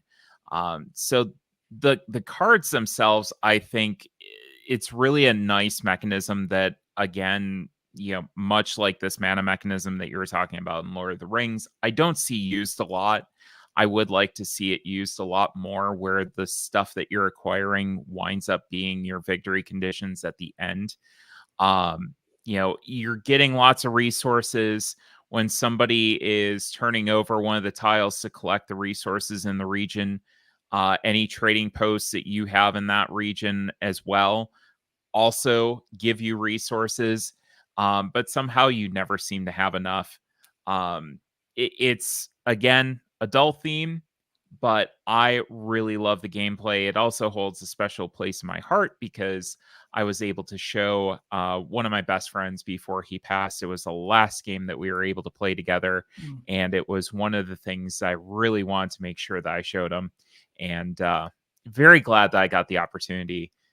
Great game in Concordia. Have you played this, Brian? Fantastic. I have. I've only played it solo. I bought the Concordia Solitaria or whatever that's called that just came out a few years ago. Mm-hmm.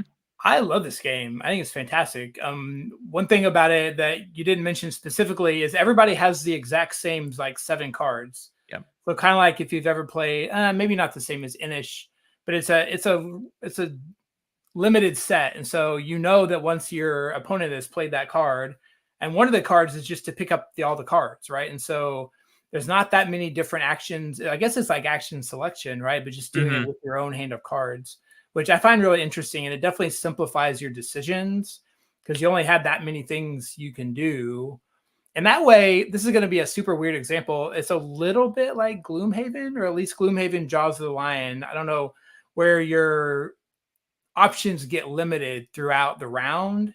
And then you can choose to then, in Gloomhaven Jaws, you rest, and then you get some of your cards back. In Concordia, you pick your cards back up. I don't know. That was a weird stretch. I haven't thought about that very well. Yeah, it's a good comparison. I mean, you're basically taking one of your turns to go and reset, and you get some sort of benefit from doing that.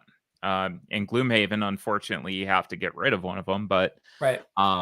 In this, depending on when you decide to rest and pick all your cards back up, you can actually get additional coins as well. I think it's above 3 cards. If you're picking up, you get a coin for each additional one. So timing of that also matters, which I completely forgot to mention as a mechanism as well. Super weird box size. It's kind of like buried at the top of my thing, and it kind of gets lost up there because it doesn't fit with the rest of the. It's almost like a Monopoly size box. Not quite that, but it's just a weird box. So it's a little bit hard to store, I find, and so I maybe don't get played as often because it's kind of tucked up high. But really cool. I think it kind of lost in the shuffle a little bit. Maybe not lost in the shuffle. It's just older, right? So it's kind of maybe lost in the deluge of all the new games, but no, I think it's a classic that highly recommend people take a look at for sure. And the solo is really good. I would recommend that too. Oh, also, can't believe I'm saying this, but I think I've played it either on an app or is it on Steam or something? It's on Steam. Yeah, there's a digital implementation. Yeah. All right. I've been using the word fantastic a lot today. I think it's one of my verbal tics, but now I'm for real going to talk about something fantastic. This is my number 5. Go ahead. This is Fantastic Factories, crossover with Chris. Oh, what a great game. This is one of my very, very first games. A lot of firsts for me. This is probably my first engine builder. One of the first games I bought once I got into the hobby again in 2018. I was actually able to meet Joseph Chan, actually lives in Seattle, and designer, was a friend of a friend. And I was able to actually have lunch with him, and he handed me my copy in person, which was kind of fun in a cool way, especially as I'm brand new to the hobby, to actually meet a game designer and have him give me his game. Joseph also did the art on this. And it is a dice placement engine building game. And you're quite literally just building this factory. And so you start with none of those factories, if I remember right. And you just build up these factories, and then you roll your dice and you generate more income. You generate more resources. Also has a very, very good solo mode that I enjoy quite a lot. Some really pretty cool little clever expansion stuff has come out in the last couple of years as well. cute, pretty easy to teach, like pretty easy to learn. But just yeah, it's great little game. Fantastic factories. Arwen, any thoughts on this one? Yeah, I think it's fantastic as well. What a great little engine builder game this is, and I agree with what you said. I think that it has a wonderful solo mode. Very easy to manage, but still quite challenging. A lot of great memories with this one as well. Playing at Dragon Con back in I want to say 21 or 22. I think it was the first Dragon Con that was back from COVID, and we sat and played quite a bit of this. And it was, like you said, very easy to teach and get to the table. Love this one. So much little like dice manipulation. You can get some more of that combo going too, where you do this thing and then that gives you a resource that lets you buy this other thing. And yeah, just good stuff there. Works really well. And just discovered, I think this kind of went through the Discord a few weeks ago. There's a whole series of there's like a little puzzle book or something. And I haven't even tried it yet, but I ended up emailing somebody, mentioned it on the Discord. I emailed Joseph about it. He's like, oh yeah, go to this link. And so there's like these little puzzles that you can do that are connected. I don't even know what I'm talking about because I haven't even tried them yet. But if anybody else knows what that is, somewhere, if you search, I assume you can search the Discord. If you search on Fantastic Factories, you could probably find it. There's cool. A lot. Yeah, there's a lot in that little game. Good stuff. Yeah, there's a lot to like there. Indeed. All right, Arwen, number 4. All right, number 4 is one that I'm pretty sure has had some crossover as well, and that is the pressure luck game Quacks of Quedlinburg. This is my favorite pressure luck game. I'm a big fan of pressure luck style games. Whether it's this, whether it's Wonderland's War, which hasn't made the list because I haven't played the physical version of it yet. I did play a pre-production copy of it on Tabletop Sim, and then you've got the classic Can't Stop. Like, I love a lot of really good pressure luck games, but I don't think anything really quite distills that pressure luck element of I really need just one more turn. I know that I can pull the chit that I need out of the bag to make my score go crazy. If I just do one more, it's just one. I'm not going to pull that fizz token out. And I'm not going to bust. I know I can do this. And then you inevitably don't do it, but it's still a lot of fun. I've seen a lot of people complain about the catch-up mechanism in this. I happen to like it because I think it, just keeps things fair and relatively close. You don't feel like you're getting blown out of the water. So I really do enjoy that quite a bit. It always feels like it can be anybody's game. But yeah, that core pressure luck feeling is here in its most pure form. The variability of this game as well in the different spell books and what your different tokens do. So you have, these different ingredients, and depending on what spell book you put out at the start of the game during the setup, that's what that's going to do. Getting to learn those different combinations and everything and start, kind of building your bag up and building your engine up. It is just fascinating for me. I really love it. And apparently Chris and Anthony do too. So some good taste and good company. What about you, Brian? I love Quacks. Yeah, just haven't played it a ton, but I did just play it over the holiday season with my kids when they were back home from college. And we had a great time. A lot of laughs. I think the catch-up mechanism is important because this is a game about laughing and yelling to me.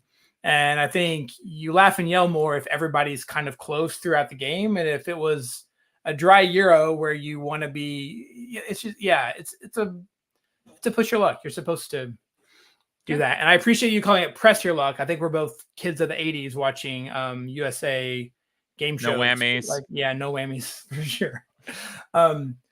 The other push your luck that comes to mind to me really quick is Deep Sea Adventures. I think that distills push your luck into literally that's that entire game. Is you're just pushing your luck. That's an oint game, and I highly recommend that too for somebody that's looking for like the next step after Can't Stop to do a push your luck. I think Deep Sea Adventures is a little bitty box you can stick in your backpack. But I think you're right. Quacks is like the quintessential. I didn't mean to add a Q, but look at it there. The quintessential push your luck game, especially for the family. And yeah, the theme's fantastic. Do you have upgraded bits? I use little coin capsules. Oh, of course. For mine. Yeah, of course. I went with coin capsules, but those geek bits are fantastic as well. They're beautiful, and just any bag builder that I get, really I do tend to upgrade those bits quite a bit because I use them a lot. You really just I love that feel of them. The coin capsules do work well as well. So for a game like Bullet, that's one that I have the coin capsules for all of those. Yep. Yeah, huge fan of coin capsules. I've used that on both those two games. At least one other one I can think of.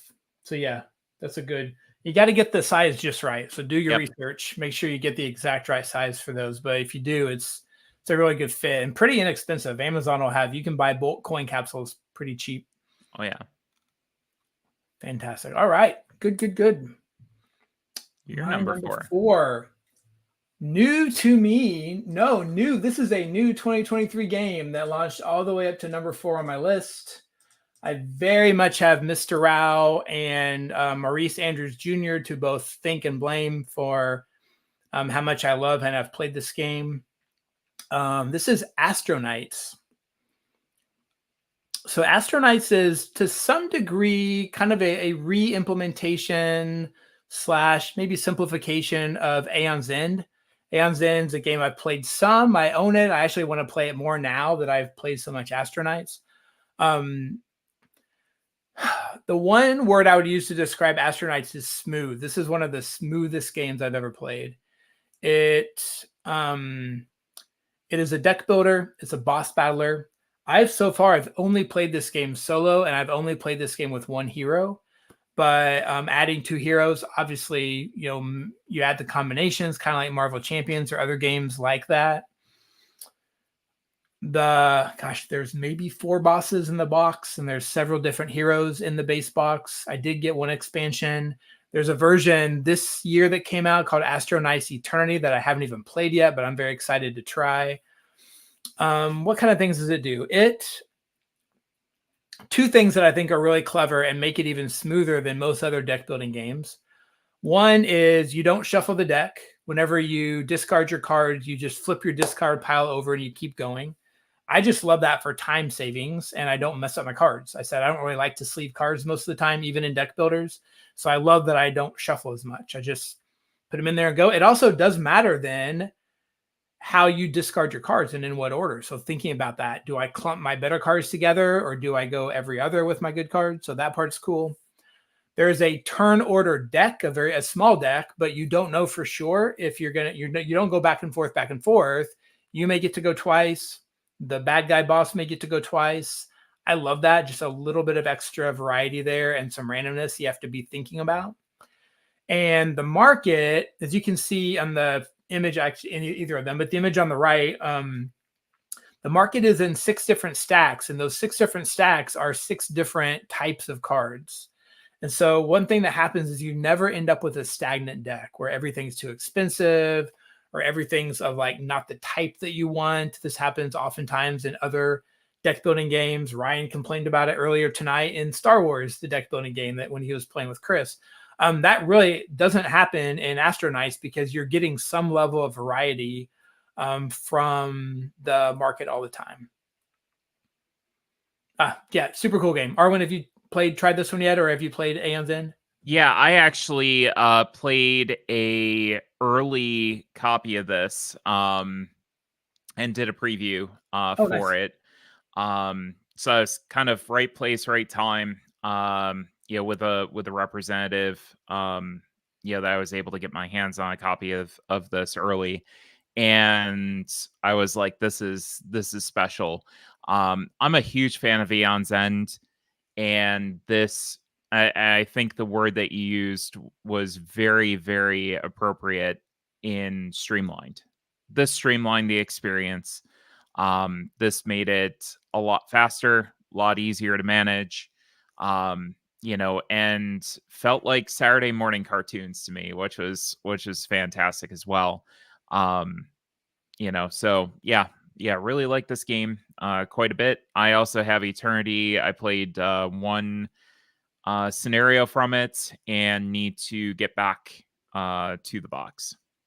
Nice. Also, I failed to mention this is a crossover with Danielle. I know that she liked this game. You're another reason that I have gotten and played this game. I also kind of forgot, this photo reminded me. I took a weekend trip, just the dogs and me. My wife was having some friends over for the weekend, so we went and just grabbed a cabin in the woods in the kind of middle of nowhere, Washington. And I learned this game solo, sitting in the woods in the rain, and it was fantastic. So just so fun.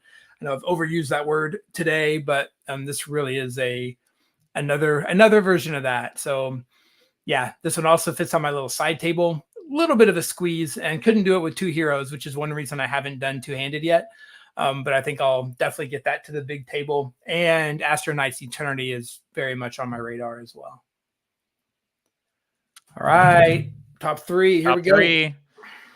My number 3 is a game that I don't think gets enough love. I don't see as many people talking about it as I think there should be. It is new to my list this year, and it is Obsession. Obsession is basically what happens if you put Downton Abbey in a box. A lot of estate building, trying to build your reputation, your estate, the things that you can do, which wind up, your different rooms and, places in your estate wind up being the different point scoring and engine building things that you can do, so you can build up your reputation, so that you can do more stuff. You can get more guests to come to your estate and kind of come to your parties or events that are going on. You can also get rid of and dismiss some of the more unfavorable patrons that you have coming to your estate, like your cousin who nobody wants around. You're going to get negative victory points for them, so just get rid of them. It's like we don't want you around anymore. Some great stories to tell from this one after you play the game, and as you're playing it, you can say, well, I'm dismissing somebody, and this is why, and they're a freeloader or whatever. It's just a fun kind of whimsical implementation of like that time period, of that like Downton Abbey time period. And Ryan, we need to change that, because this is a fantastic game. I played a lot of it with Liz Davidson of Beyond Solitaire and Alyssa Gambone, who used to be on Heavy Cardboard. We have a pretty good rotation that we've unfortunately gotten out of lately, of playing it on BGA with each other, and love to play it every single time. I will never turn down a game of this. That's Obsession. So Brian, any thoughts on this one? On my desire list, it's another one that I have not played yet, but every time I hear about it, it feels like something I definitely want to try. For whatever, I've kind of been a little bitty bouncing off of historical games. I feel like this isn't quite, I mean, it is and it isn't, right? It's fictional. Definitely haven't been as into like war games or real world games. I think if I look at my list, I think most everything, the Red Cathedral is maybe a little bit of a hedge, but most of these are pretty fantasy or pretty, Cascadia is maybe but yeah, so for whatever reason, but this one's it's literally on my list. I've got a list of like maybe 15 or 20 kind of wish list games. And it's on that list for sure. So I think it's something that it'd be a hit at our house for sure. Yeah. And it's almost like a whimsical historical kind of thing. So it doesn't take itself really too seriously. You have some cheeky moments that sneak in as well. Yeah, more Pride and Prejudice than historical. Yeah. Sweet. All right. I'm ready for number 3. This one was new to my list last year. It actually stayed in the same spot as last year.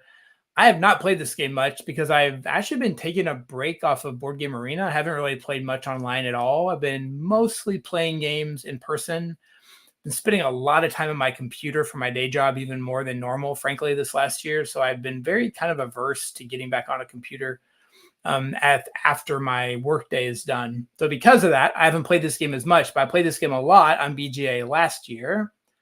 And that is Agricola. I'm going to back up. I just got a text from my wife to tell me that she wants to play Obsession. So apparently Obsession is bumping up on our list. And thanks, babe. I didn't know you were watching live. So that's fun.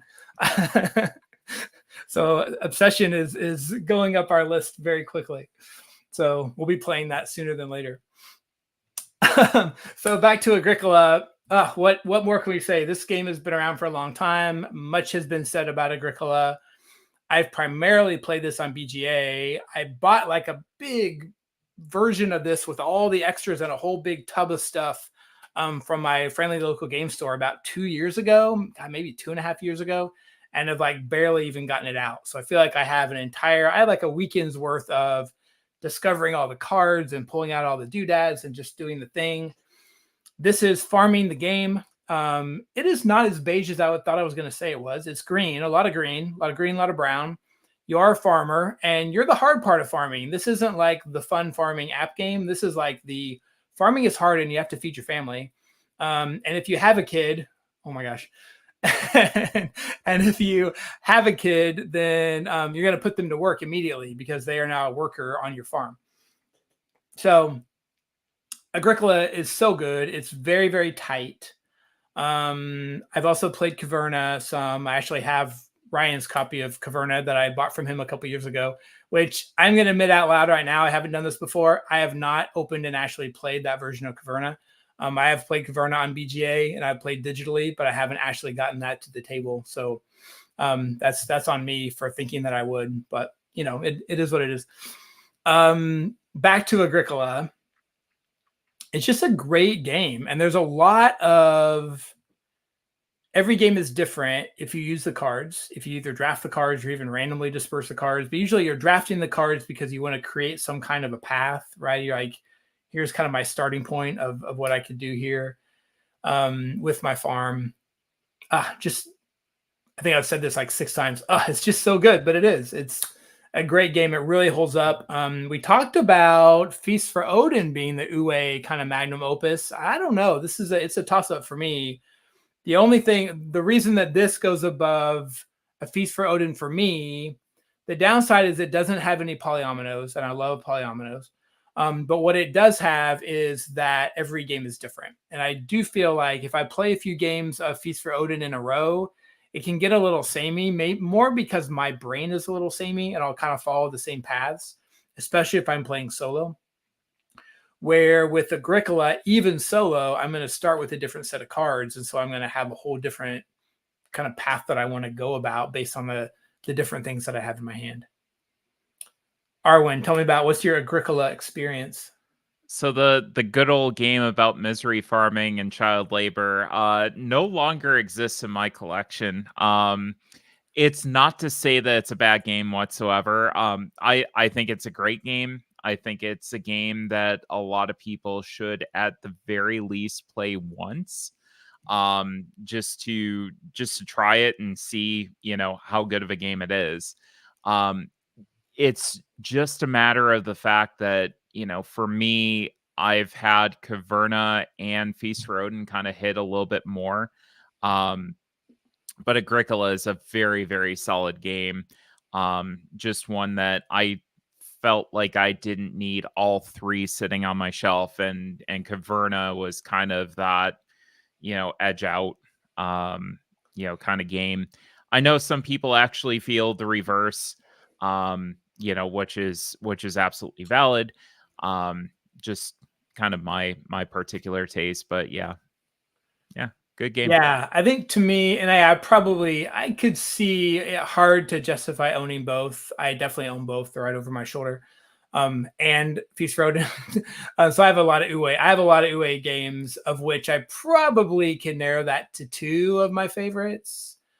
But yeah, it's a good. Yeah, I do. I mean, I prefer Agricola over Caverna, as it's in my top 3, and I'll tell you my number 2 is not Caverna.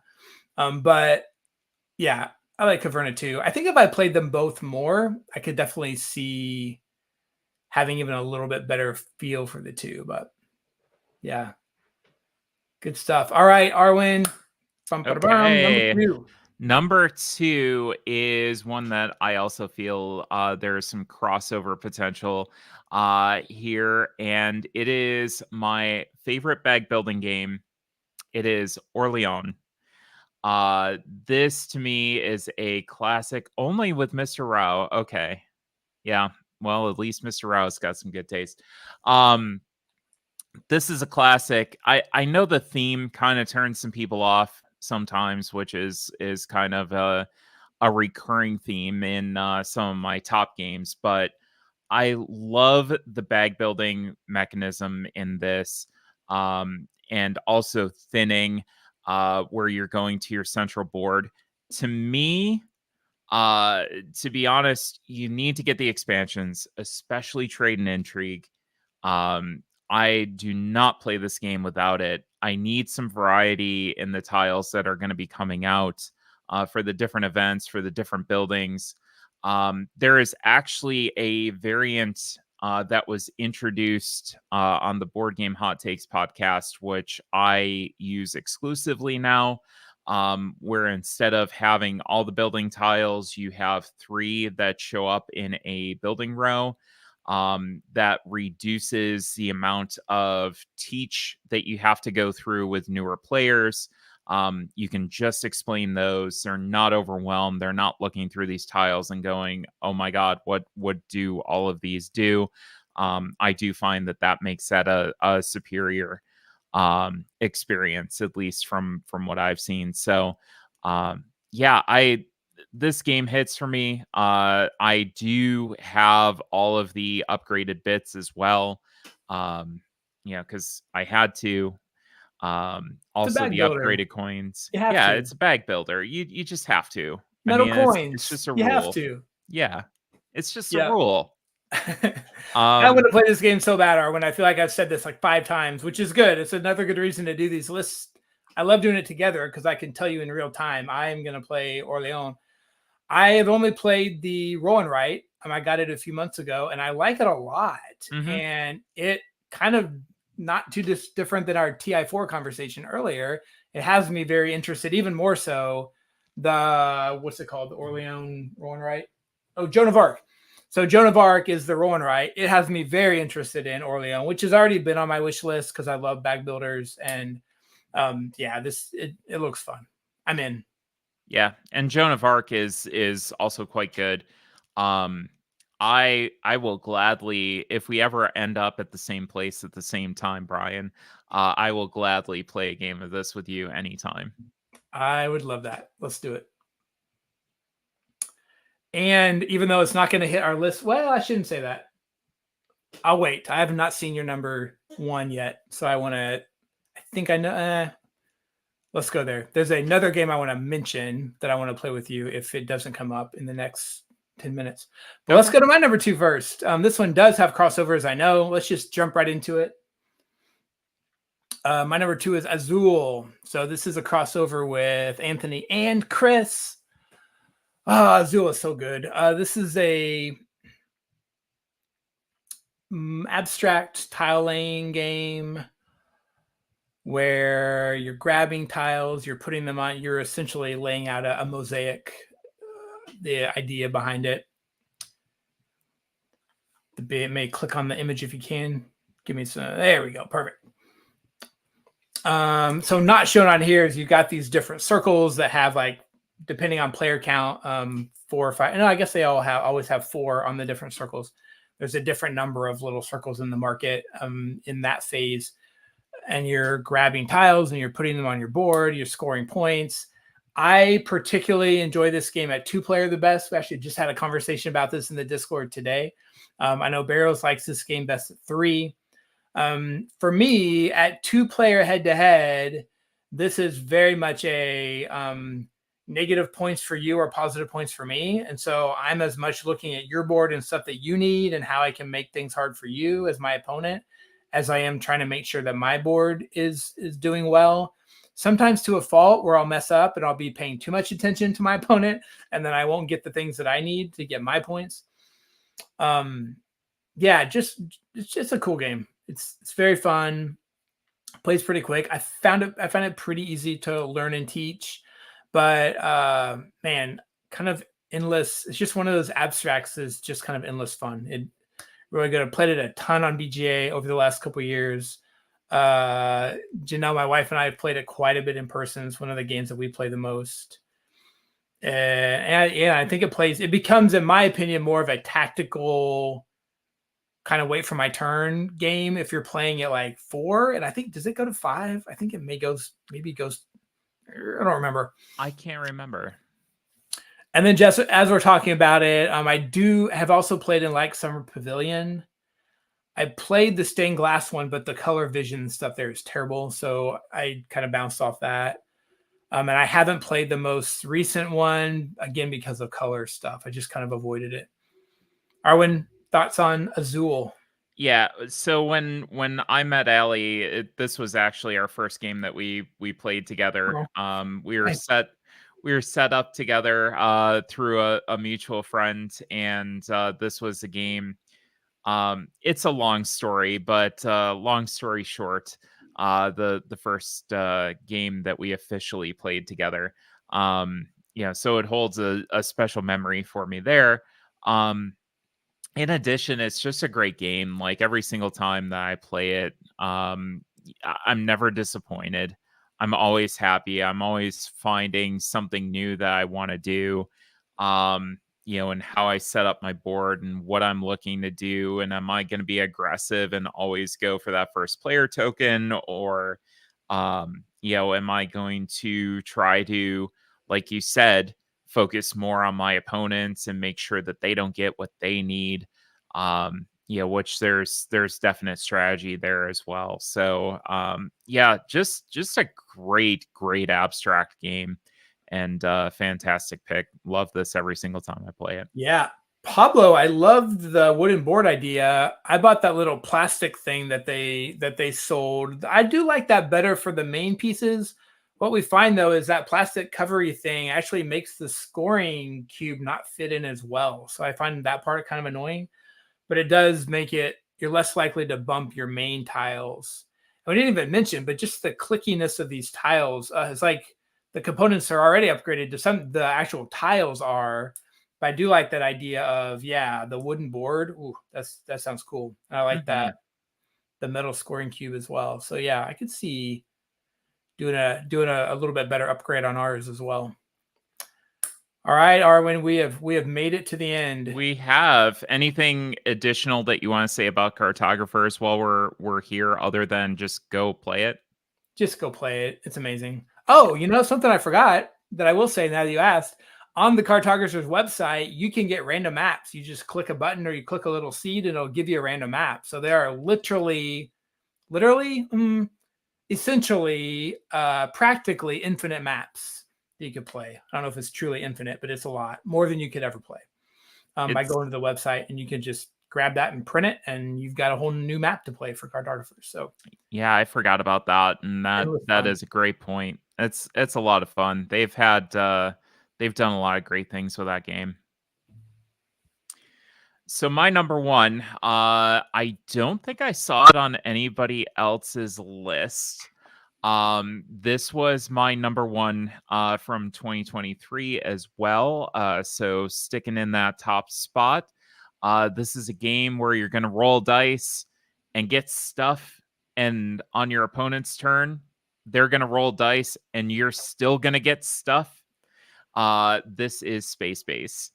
I will never turn down a game of Space Base.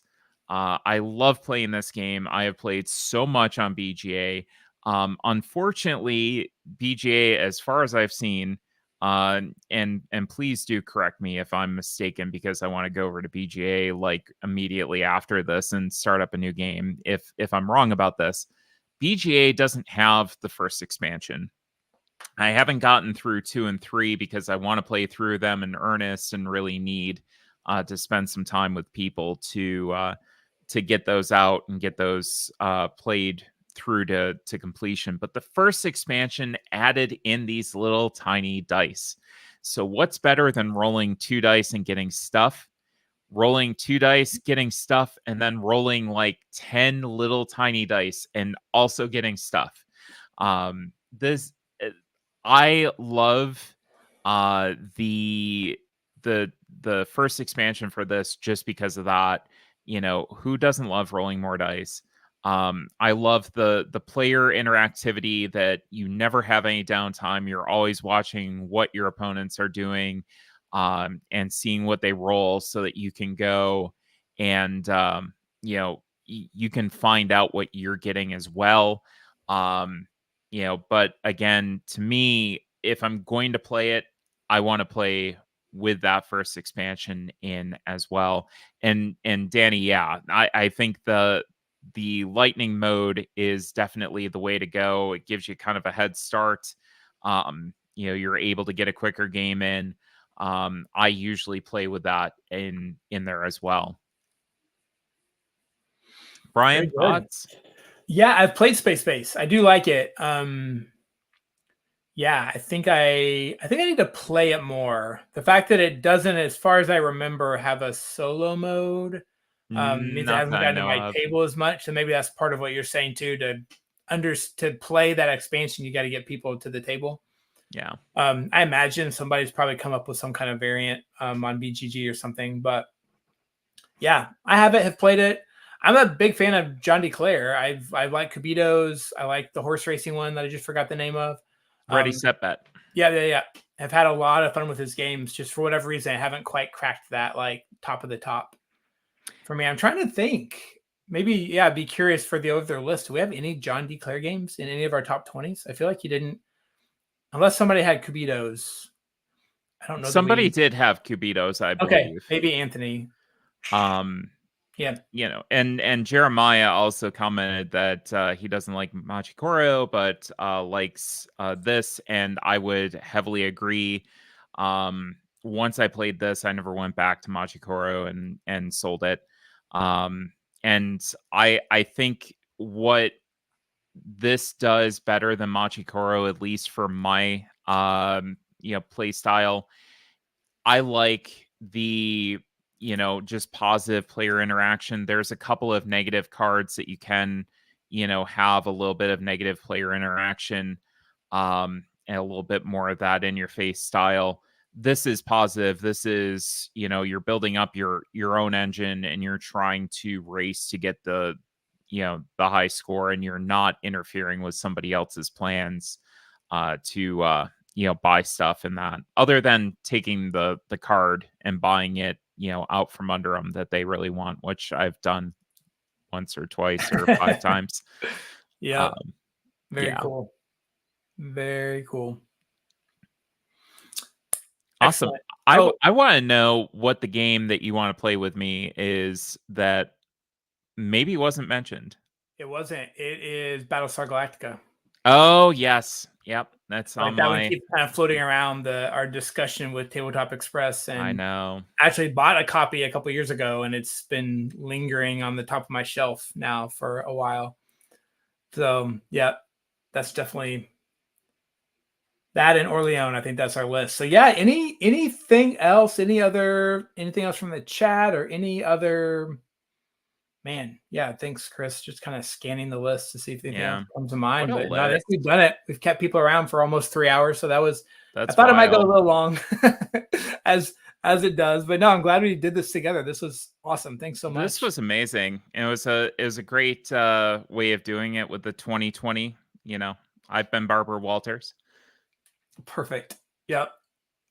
Yeah, I like that a lot. All right, I've got one more announcement. Is next Wednesday, 9 p.m. Eastern, is the what do we call it? I'm messing up the hit, Chris. Sorry. The callers top Thank 20 you. of all time. The callers top 20. So you need to get your top 20 in via the Discord. That's how you get on the list. There's going to be you can join the Discord by the link right there, or ask any of us or whatever. Just hunt somebody down. We'll be sure you get the link, but there it is. Screenshot that, or click on it, or whatever you need to do.